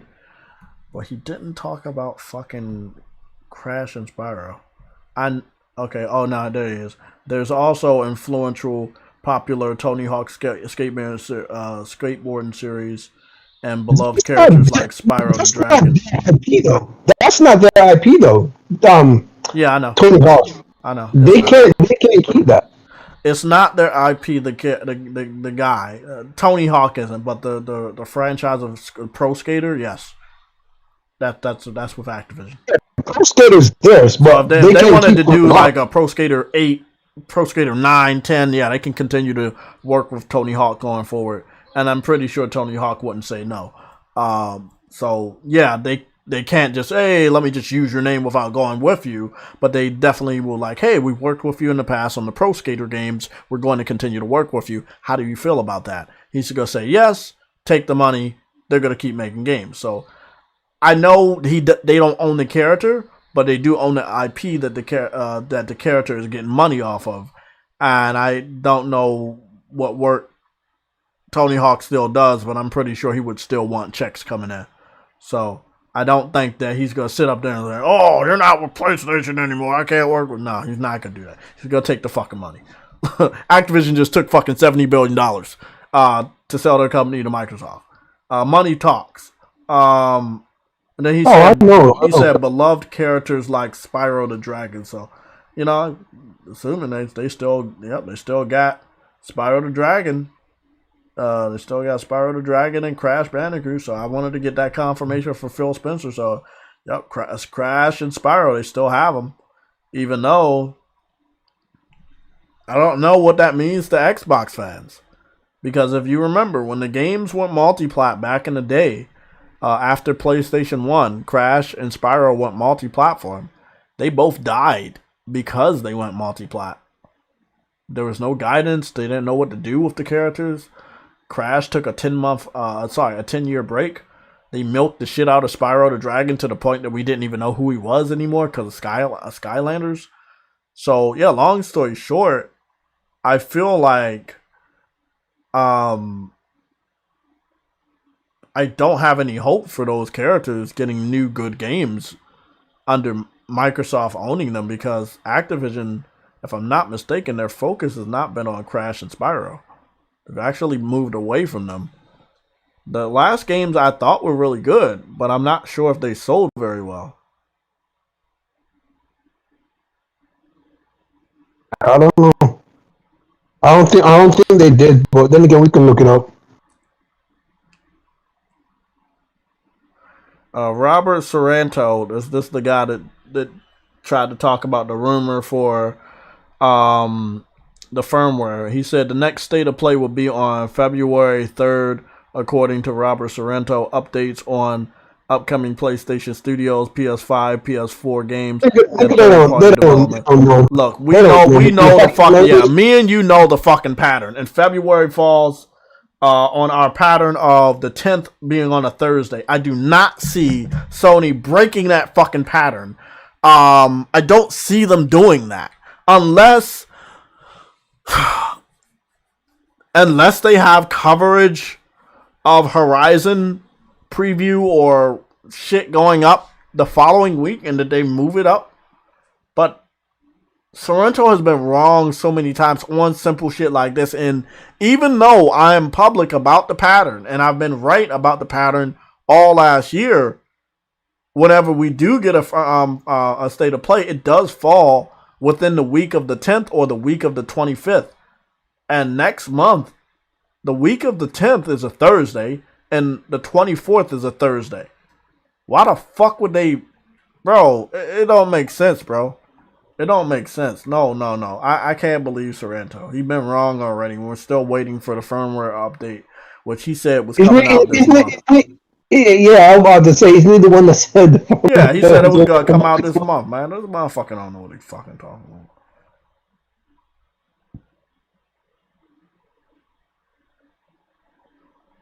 Everybody, like, see, now we just got PlayStation fans running around hoping for a state of play and hoping for a PlayStation event. Like, y'all need to stop doing that. You know PlayStation is not about announcements.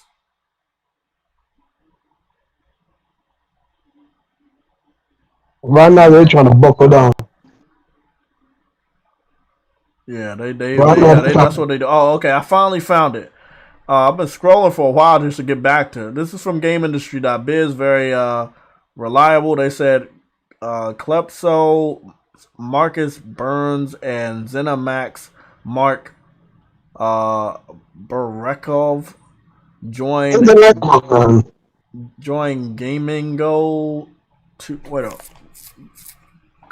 they joined Gaming Go to lead a new launch department. So somebody that used to work at ZeniMax that took the money that was at ZeniMax is still wanted to work. He still wants to work in games, and they're doing a lead MMO firm new team.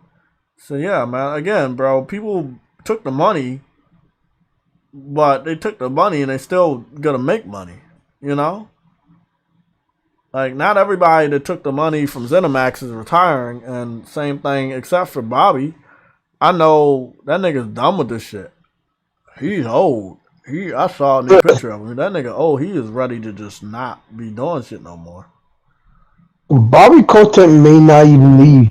Like you listen, man. Phil Spencer's a bit is a liar, and he's not very truthful. He says that Bobby Kotick will leave at the after the finalization, but I don't even think that's the case. I don't think he's gonna leave. And he literally said that they're gonna leave the company as is. So I don't think he's leaving. Yeah, I know. But the funny thing is, even though that was the whole aspect of the whole uproar and all of that, no one seemed to be complaining about the fact that he's staying. But you know, I don't trust Microsoft as I don't trust Microsoft at all. Today wasn't today the day, or was it yesterday? It was yesterday. Yesterday was the day where there was a Twitter Spaces by Tony Polanco Paris and Danny, whatever his name is, and they was like, should PlayStation release games on PC day one? It's funny that they have that Spaces and they and he had planned this. I know a lot of the industry veterans already knew about this acquisition, by the way, but they have enough respect for Microsoft not to leak it out. Anything related to PlayStation, niggas will leak that shit out, no problem. But you think they didn't know? Man, they knew. A lot of them Xbox journalists, they knew, but they wanted to respect Microsoft by not leaking it out. Yeah, they fucking knew, man. Everybody talking about snow. I don't see shit out here. I see nothing but a fucking like a little cloudy, like a rain cloud. What's up, fam? I don't see nothing bad. I'm just scrolling through, and I'm not seeing anything related to. I'm not seeing anything related to anything else but gamers posting their trophies, which is a great thing. You know what? Yes, you are right. You are right. I don't know. Good riddance to call. Bye. Good night. Goodbye. You know, don't let the door hit you on the way out. What I want from Sony now is to focus on Resistance and freaking Killzone, man. Bring those games back to the forefront. We need those games back. Mm-hmm. Bring those shooters back. I mean, Bring your shooters back. Stop relying on freaking other people, bro. I don't know if people remember. Sadly, I don't think I have any. You know what, though? You know what, though, Jay? This actually makes me think. Maybe Sony already knew about this acquisition. They had to know something because that's their biggest partner. They had to know something. Yeah, that's what I said. I think they knew because why would they get like former Call of Duty veterans to work on a first person shooter? Deviation games of former COD veterans. Exactly, and this is what I was saying. I thought it was always going to be a conflict of interest that you're trying to make shooters when you're still partnering up with Call of Duty or Activision. Exactly. I said it when it happened. I was like, bro, why? You know, although I want them to go back to their roots, I did think it was weird for you to have what I believe a new generation of partnership with Activision for Call of Duty, and then you're also on the side trying to make competitive shooters, even such as The Last of Us Part 2. So, man, this could push whoever working on Last of Us Part 2, and we know it's not the Naughty Dog we know and love because they had let everybody go after The Last of Us Part 2. Adam used to be a major contributor here on the PlayStation Legion, especially for the Sunday show, and he had told us that they were going to clear house, but it didn't happen immediately. It happened like a good amount of months after The Last of Us 2 had got Game of the Year that we had found out that they were hiring. And they weren't just hiring for like new IP. They were hiring for positions that we expected them to have. Yo, oh my goodness, bro. Oh my goodness. I don't even want to give him a penny. I don't want to give him a penny, but damn. What happened? I missed something? Yeah, no, it's just something I just thought about, and it made me think. You know the G4 lady, right? When she says that when she was being all against PlayStation. Yeah, well, I'm sorry. Let me turn this down. So, guys, this is Resistance. This was a PS3 first-person shooter. There was Resistance 1, 2, and 3. 2 was the best. 3, not so much, but 3 was better than 1. 1 started it all when it launched. You broke up for a second, Jay. What did you say? I said this is Resistance 2. I'm trying to teach them about some of the shooters we had. You haven't shown anything on screen. What are you talking about? Are you showing it on screen? Yeah, hold on. Let me make sure I'm right before I see if you're wrong. Probably, hold on. Nope, I'm right. Yep. So yeah, we're gonna talk about this. This is our major topic. We still got a lot of time together. Our major topic is PlayStation needs more multiplayer games. I couldn't agree more with the statement. I'm pretty sure a lot of you guys are gonna agree if we're heading into a future where Call of Duty doesn't exist on PlayStation. Whether these games are better, and I talked to Spartan about this yesterday, and I talked to anybody about this. Don't say, oh, it's not going to replace. It doesn't matter. You have to give your fans something. Exactly. I'm not expecting these games to bring in Call of Duty money, but you have to give them something. Spartan loves this move, and I don't know why, because it's going to affect the whole entire industry. This whole move that Microsoft keeps making, Spartan seems to think that it's earned. It's not earned.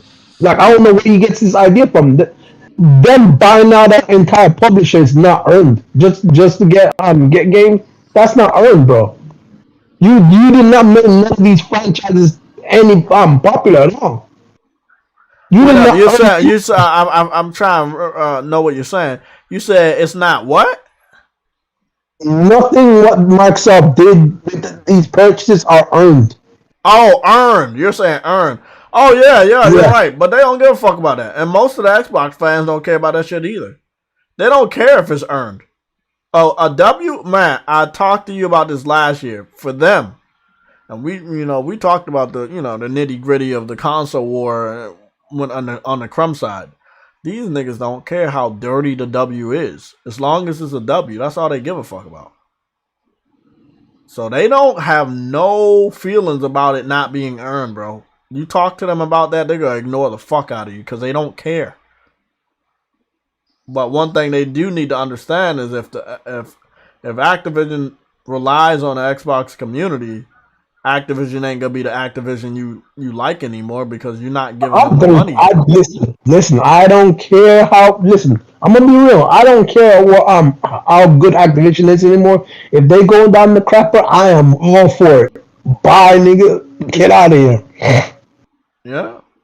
If you fail, you fail. That's on your bitch ass. No, I hope the Xbox fans are smart enough to understand it's now their responsibility to start supporting Activision because you can't expect PlayStation fans to support Activision going forward if they think that their games are not going to be on their platform that they play on. That means we don't have to buy the games, but you guys do, and Xbox fans don't like buying games. They don't have to buy it. They don't. You gotta understand, Jay. Which game is gonna kill each other off? Is Halo gonna get killed off to the point where they don't even make any more Halos because Call of Duty is more popular? Like you gotta. Oh my goodness, bro! Hey man, at this point unknown, I heard about that. At this point unknown, what I will say, we gotta go look at some. We gotta look at some Killzone. I would play Killzone, but I'm not gonna dive in that right now. But let me see. Killzone 2 was great. But what I will say about that, it don't matter now, does it? It don't fucking matter now, do it? None of that shit matters. None of that shit matters, bro. It doesn't fucking matter anymore.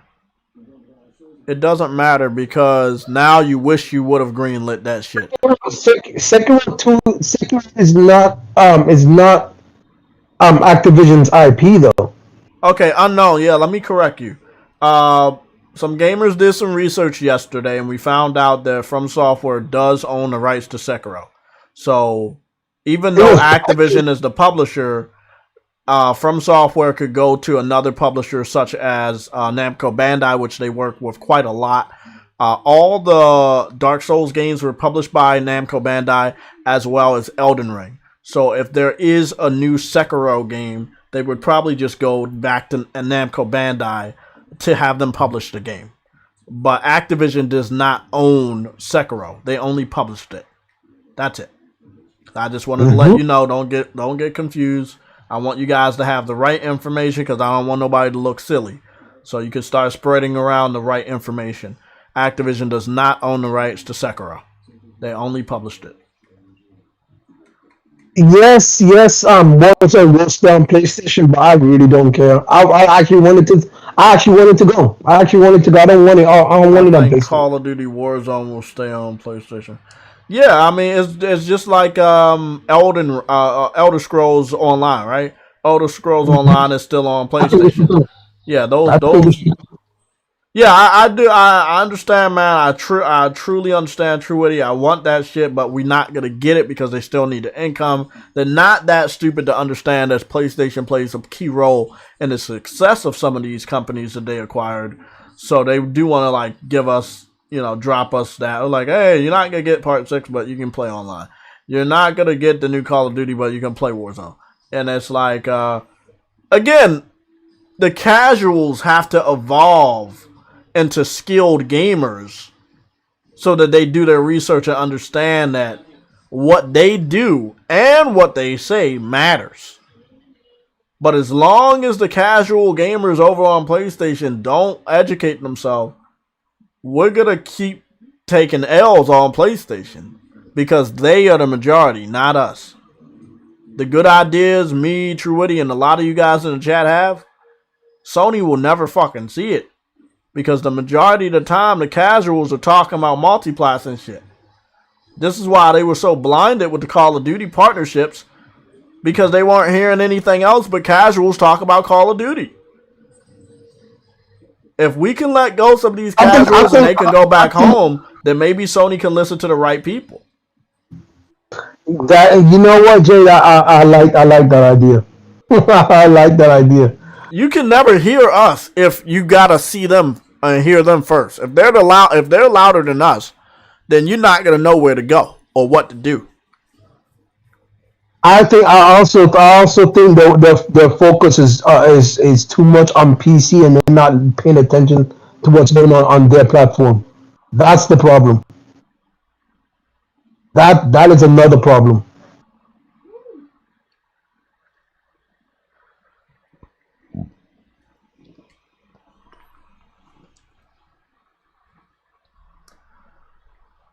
Yeah, so I'm just showing off low Killzone. I actually should be showing off Killzone 2.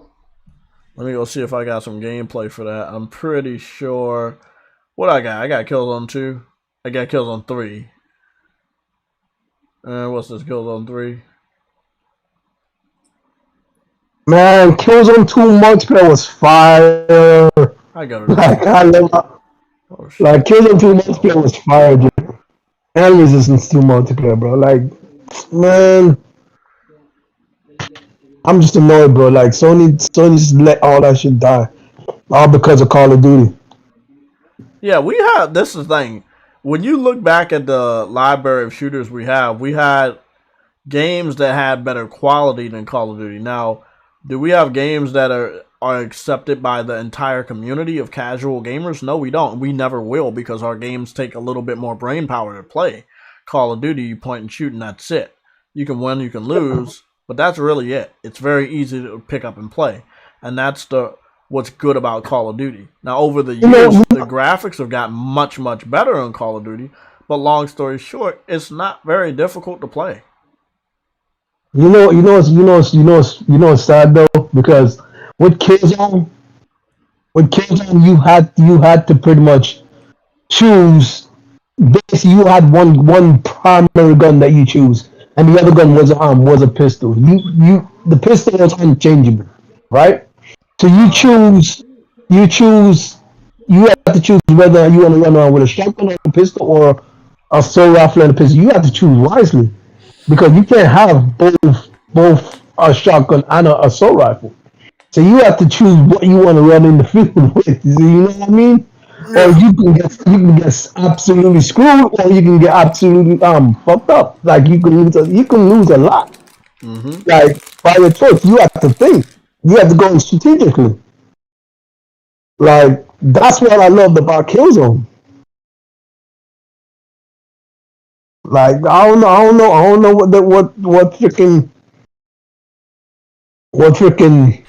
why they chose to go with Call of Duty more than Listen, I want you to listen to me so you can understand, because you asked them the same question. They went with Call of Duty because of the universal appeal. Hold on, True Woody. Hold on. Understand this so that you can help other people that don't know. Because a lot of people don't know. And it's all right not to know. That's what I'm here for. That's what other people are here for. They went with Call of Duty because of the universal appeal. It is widely known, it's widely accepted, it's widely played. Whether the game is bad year after year, it doesn't matter. Casuals play it, and that is why they fucking put their money into Call of Duty. It's stupid. It's stupid now that you look back on it, but that's their responsibility. That's their fault. Well, yes, but the thing is, Jay, the only Call of Duty that I actually respected was the Modern Warfare series. That's the only one I never. That's you as a hardcore gamer. That's not again, you don't matter. Casuals matter. There's 10,000 casuals for every True Witty. For every True Witty, there's 10,000 casuals. What you say doesn't matter. Shit, what you say won't even be heard. We don't matter. That's why Sony is blinded enough to put all their fucking eggs into the basket we call Activision for the Call of Duty deals. Now they can't depend on Call of Duty And they're going to have to listen to the gamers that have been talking to them for the last couple years saying, hey, get back to your roots. Put out your own games. Bring back Killzone. Bring back Resistance. Bring back SOCOM. Everybody has been telling them to do it, and they continue to ignore us. Now they have to pay attention to us. Before they lose something else. Oh, God. They already lost something else. Call of Duty's big. Yeah, there's nothing bigger than Call of Duty. What else is there to lose? Nobody even plays Battlefield. A new one came out and nobody even fucking knows it's still out. Call of Duty is the big thing. This is the game that's being taken away from them that's going to make them get back to work. It's nothing bigger than this. It's nothing bigger than this. The closest thing that's big, like Call of Duty, would be Grand Theft Auto. If somehow they lost Grand Theft Auto as well, that would be listen, you know, that would be the biggest loss, and you know what will fix that? Them bring it out on them putting their foot down and say, you know what, let's bring out the getaway. Nope. Because that's only a fan loved game. It's not on a level of Grand Theft Auto. It's an alternative. It's not on the level of Grand Theft Auto, but if they lose Grand Theft Auto, listen, it's an alternative. But the thing is, it won't have the effect you think it is. Because guess what? They should have brought it back a while ago. Not only should they have brought it back a while ago, they should have brought out spin-offs. They should have remastered it. They should have put it on the backwards compatibility list. There's a lot of things they should have did with Getaway. I'm so tired of people talking about bring back Getaway. Yeah. If they wanted to bring back Getaway, there's been tons of reasons and ways they could have done it. They didn't want to. That's the part of Sony. That's the part of PlayStation I hate. I hate that part of PlayStation with a fucking passion. The part of PlayStation that doesn't listen. The people that brought you out of the fucking graveyard. The original hardcore PlayStation 3 community. People like myself. You need to listen to them motherfuckers. If it wasn't for us, there would be no PS4, bro. There would be no PS5. PS3 would not survive that generation if it wasn't for the hardcore PlayStation fans. So this is the thing, man. You gotta listen. What did they do at the end of the towards let me see, what was it, not the end, 2009, 2010. Okay, I think it was about 2010, 2011. Things were going good, you know, in 2009, you know, Uncharted 2, Killzone 2, you know, like they were bringing out games 2009, 2010. They were really making their software lineup comeback, right? But they were still missing some shit. They launched this campaign of listening to people. They started to put out great games that were requested by fans. They started to update the PSN and talk about things and do things that the fans wanted. If they would have never listened to the fans and get feedback, they just would have never been on another level that they needed to be on to get to the level to outsell the Xbox. You know? I'm telling you right now, it's like they do their best when they listen. They do their best when they listen, man. That's just how it is, man. Right now, it's so imperative that they listen to the hardcore. If they listen to anybody that's sad about Call of Duty, you need to go somewhere else. They need to not listen to. They need to move to the next fan, and they need to continue to go down the line of fans and gamers until they fucking reach somebody saying, hey, maybe you should go do your own thing. Maybe you should bring back this. That's the people you need to listen to.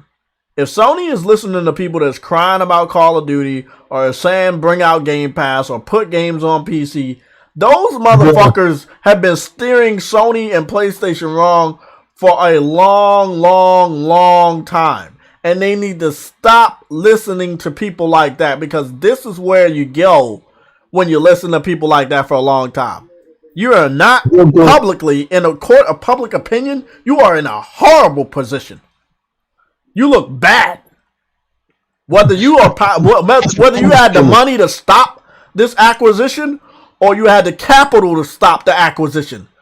Nothing was done on your part publicly right now that we know. And even though we cannot depend on them to police Microsoft and stop them from buying big publishers, still people will blame them even though it's not their fault. Right? Agree, right? Sony is bad. It's your fault, Sony. Why you let them do this, Sony? What the fuck are you thinking, Sony? They powerless. But in the court of public opinion, it's still Sony's fault. They can't fix the past. But going forward, they need to do what they need to do to keep the core gamers there. Your core gamers want shooters. They wanted shooters before acquisition of Activision. And you continue to ignore them. What do you tell your gamers? Nah, don't worry, man. We got Call of Duty. Don't worry, man. We got Call of Duty. We ain't doing Killzone no more. We got Call of Duty. They're not doing Resistance. We not doing Resistance no more. We got Call of Duty. Don't worry about it, man. Somebody was telling me, and this was this weekend, I believe. I forgot who I was talking to. It was I think it was in my podcast or it was a round table or somewhere where I was lending my voice. And somebody had told me that I think it was on my live stream when we was looking at SOCOM, my gameplay for SOCOM, about why would they bring out SOCOM because Call of Duty is hold on, yeah, Jay knows. I told him. Jay told me what? Someone saying that, do you know that the PlayStation stocks are rising again? And I'm like, yeah. Oh yeah. I know. I mean, there's reasons. Horizon is gonna do numbers and it's gonna raise the stocks, and then they need to combine that with some other announcements. So, let's be honest. If they could have a state of play today, I would tell them to do it. If it's a state of play that it's kind of different, where you kind of outline what you want to do for the year, I'll go for it. Get it out the way now. Don't wait until the 10th. Don't wait until the 25th, which that's the last case scenario. Normally they've been doing pretty good in having their state of plays in the beginning of the month instead of the end of the month. But they do need to get a state of play out, and they need to address some shit. They can't. I don't think it would be good business sense for them to have a state of play in direct response to Microsoft buying Activision and talk about that specific topic. But what they do need to do is outline their plans for the year and what we're going to get and what's coming, and how things are going to change. What games that they're planning on bringing back, what genres they're planning on focusing on. They were going to go through this year with 3 major games and call it a fucking day. If you think I'm lying, you're not talking to the right person. They was going to give us Horizon, Gran Turismo, and God of War. We were going to get some noticeable indie games that are pretty damn good, like Sifu and Stray with the cat, probably Little Devil Inside at the end of the year. And then the multi-platform games will fill in the gaps. They can no longer do these type of strategies. They have to bring out some pretty big games at least 10 months out of the fucking year. They can no longer fuck around with having indie games or multi-platform games fill in the gaps. They have to have shit from their own studio. They have to ramp up a game development. No, I'm not accepting shit lower than that, bro. Bringing out 3 major games for 12 months of the year is almost as bad as Microsoft bringing out their 2 big games at the end of the year. You got to do better than that, especially with Microsoft doing what Microsoft's doing, bro. You cannot just survive off of 3 fucking games, and they could be your biggest games ever. And no, man. That's why we're having this topic. That's why the topic is somebody need to bring back these multiplayers. You see what's going on with Killzone? This is a 2013 launch title, and you're looking at a 720p image, and it looks this good. I didn't even upload this in 1080p on YouTube, and it looks this good. That's crazy. I can hop on Killzone right now if they let me. I can hop on Killzone right fucking now, and I can show y'all, bro. That shit is gorgeous. We got some of the most skilled developers that ever lived. You know, we just got a lot. They got all the Killzone. That's funny. They got all the Killzone. They got Killzone 1, 2, and 3, and Shadowfall. 1, 2, and 3 are on PlayStation now. You know, and I know people kept telling me, "Hey Jay, do you know about the PS3 games popping up? Does that mean Spartacus?" Nah, it's always been like this. On the PS5, it's been like this because they haven't really situated it properly. This isn't actually supposed to happen. When I searched for games on PS4, the only games that popped up were games on the PlayStation Store. It's not until you go to the PlayStation Now app that's when you see these others. On PS5, they merged everything together. So if you search for one word, everything comes up, including movies.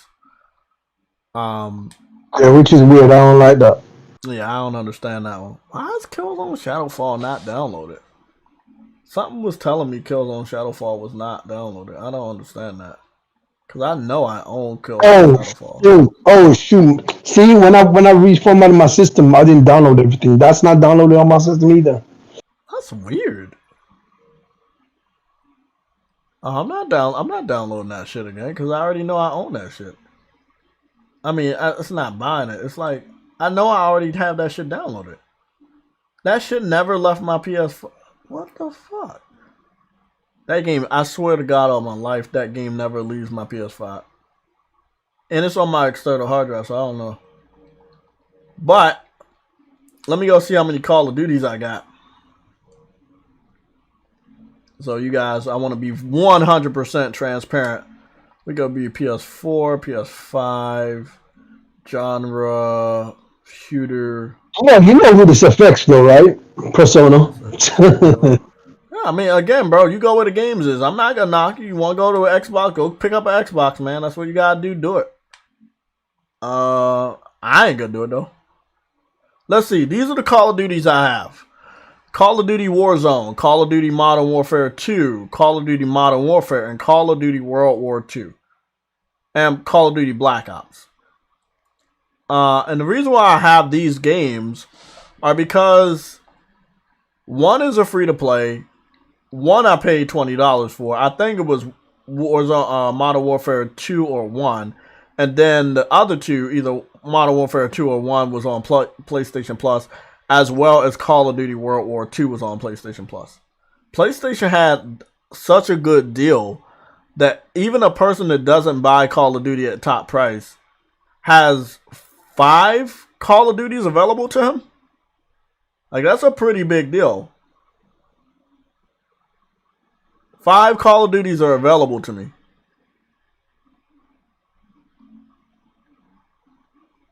Yeah.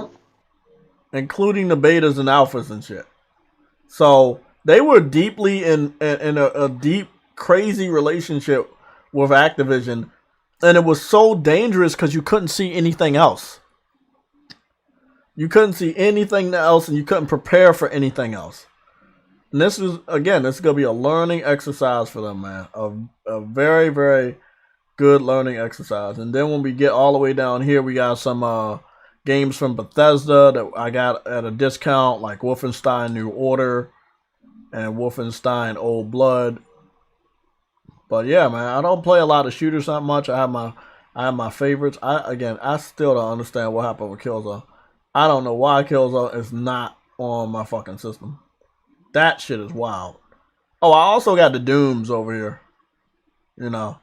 But all of the games I purchased at reduced price or were given away for free or at dirt cheap prices.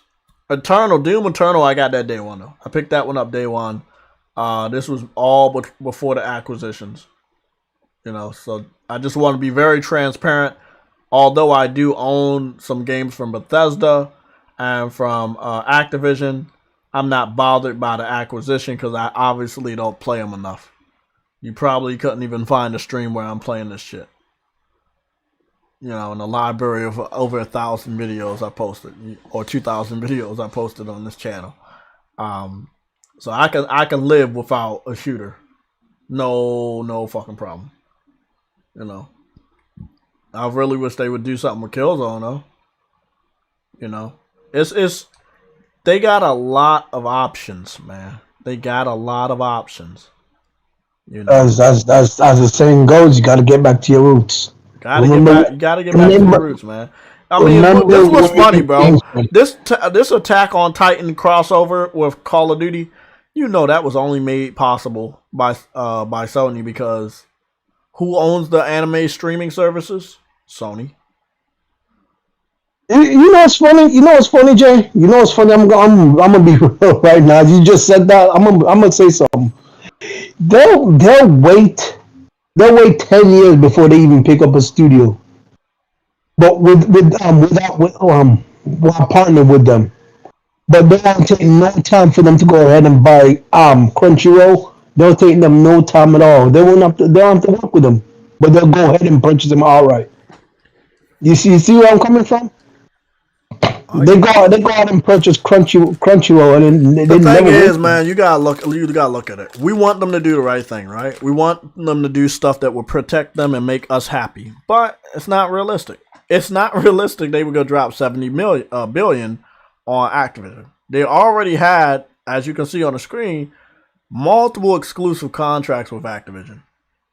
They felt that they were secure. They did the same thing with Bethesda. They had multiple exclusive contracts with Bethesda. They thought everything was secure. But Microsoft knows the laws, and they got the money. And I do not want to, be the bearer of bad news, but this shit is going to happen again.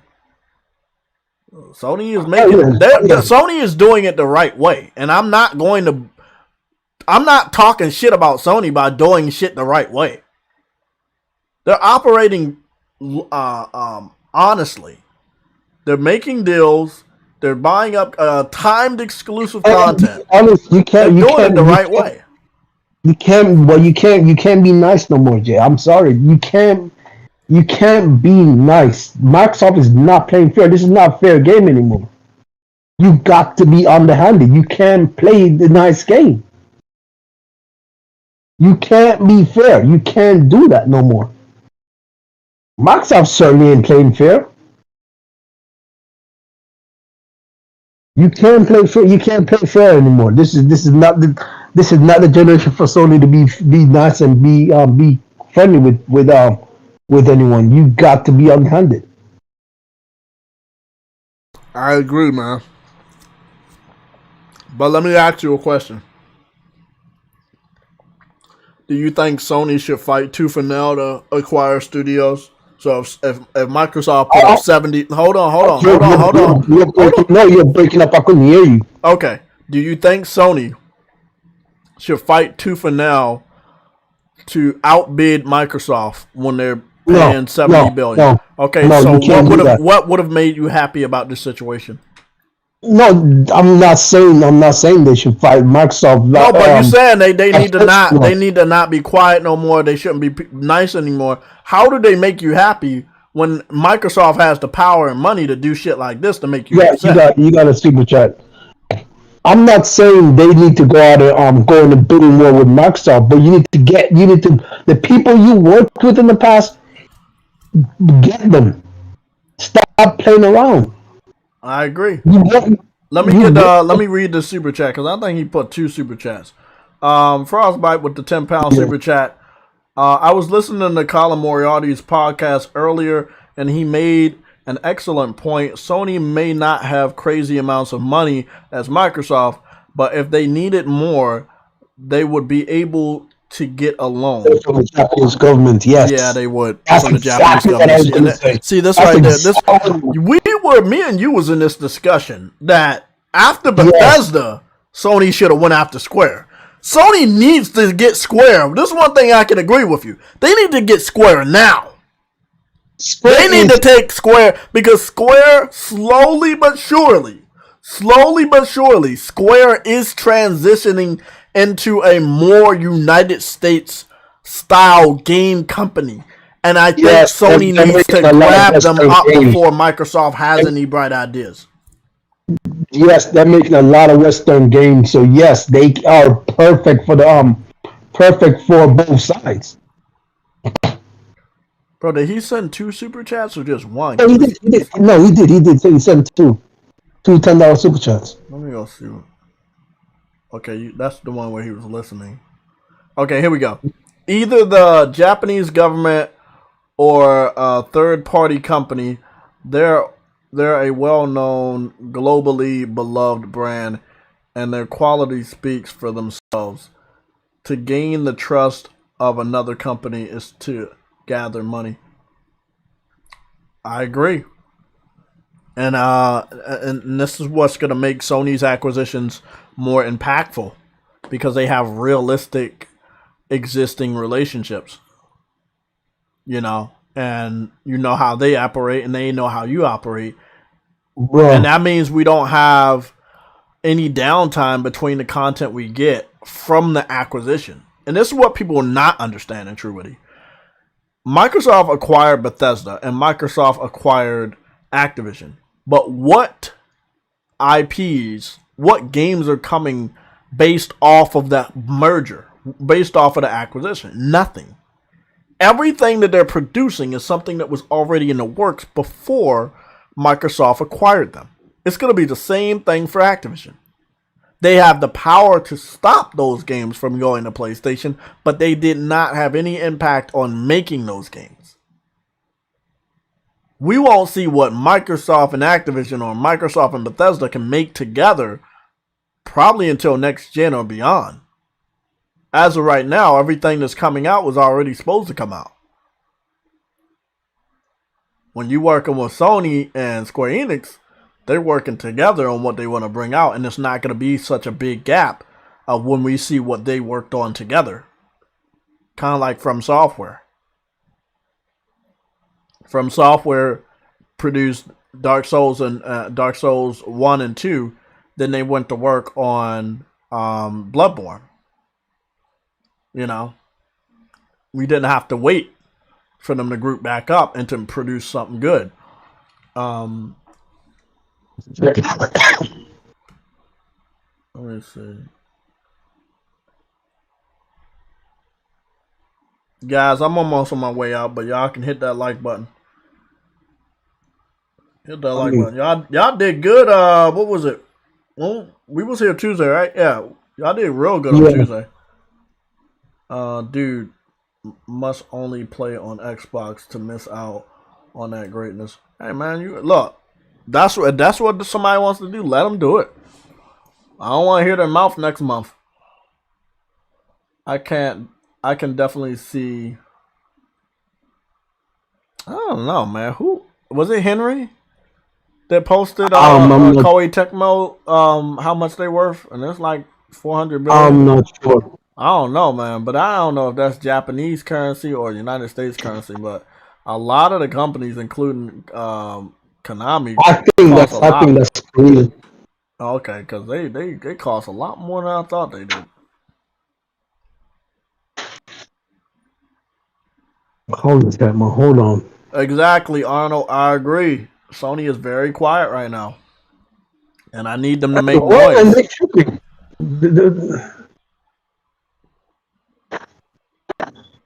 Hold on.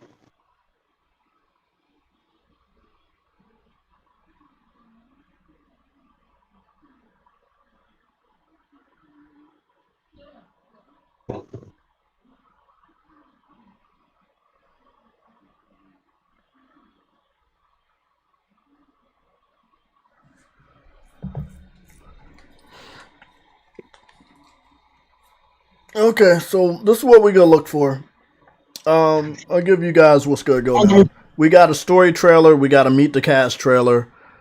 The game in question, which is Horizon Forbidden West, is probably gonna be circulated for preview purposes. I'm wrong. They're Japanese. They're Japanese. My bad. Horizon gonna be circulated for preview purposes between this last week of January and the first beginning of February, and then the reviews will probably come out. I believe the reviews will probably come out a week before the game, so that'll be around the 10th. or something like that, the 10th or 11th. Their focus can start to switch to whatever else. Horizon is basically out the door. There's no signs at all of a delay, and I feel like they could just easily switch to something else. If they want to have a state of play talking about God of War, they want to have a state of play talking about the future or what you're going to do with PlayStation this year, they need to. I do believe that, I talked to True with you about this before, with you guys publicly, they need to have a showcase in the beginning and the end.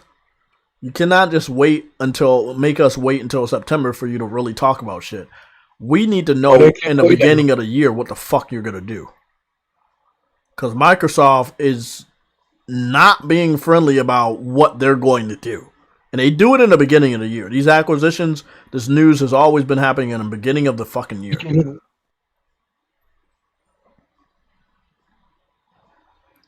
I mean, I don't mind Koei Tecmo not being acquired right now.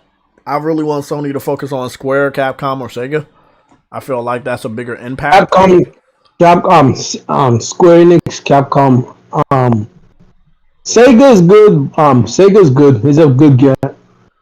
But Konami's the one thing that they need to also pick up. I can do without Sega. Just get Konami, because then you get. I know they can get the Metal Gear IP as well, and they have slot machines, so that also is they got a casino. True, do you still gonna be around? I gotta head off. Yeah. Off to work. Yeah. Okay, guys. I gotta do my exercises tomorrow, but we're still gonna go live. I know that. I think I was gonna be in David Fuller's his spaces yesterday. I made it to it, and I wanted to lend my voice, but I joined on my laptop because I needed to just charge up my cell phone. Now you can't actually lend your voice on a space through your computer. I don't know why Twitter has spaces not available on the computer, but no, they didn't let me. So we'll be live tomorrow with JTech Plays or PSLOG Plays. I'm gonna figure out what I gotta play because something has to get played. So I'm gonna do a workout before I go live. Fridays we go live at 12, not at 11. So we'll be going live at 12. So I'll see you guys tomorrow, and then after that, we got the Gamecast and the Sunday show. Yeah, unless something big happens. If something big happens, everything gets stopped. Even the workout. I know my girl probably might be hearing this shit, but even the workout gets stopped. And then we got reported. So it's a Friday. We know that we normally don't get any major news, and we did get a bunch up of news today with the Meet the Cast from Horizon, as well as the wrap up of everybody's trophies and shit. Those are two major things on a Thursday. It only gets bigger from here, but unless there's some major fucking news tomorrow that we've been waiting for, then I would expect us to get our next major news dump on next Tuesday and Thursday, if the pattern holds. So guys, have a great Thursday. I will see you guys tomorrow at 12. You can keep up with me. Link in the description. I had modified our description because we had the link for the merchandise, which is already a part of the all my links. So we just have one link. It'll take you to all the links. True Witty, I want to talk to you about the last topic you was talking about. Man, this is a lot of shit. This is a lot of fucking shit about to go down. Okay, everybody, I'll see y'all later. I'm out.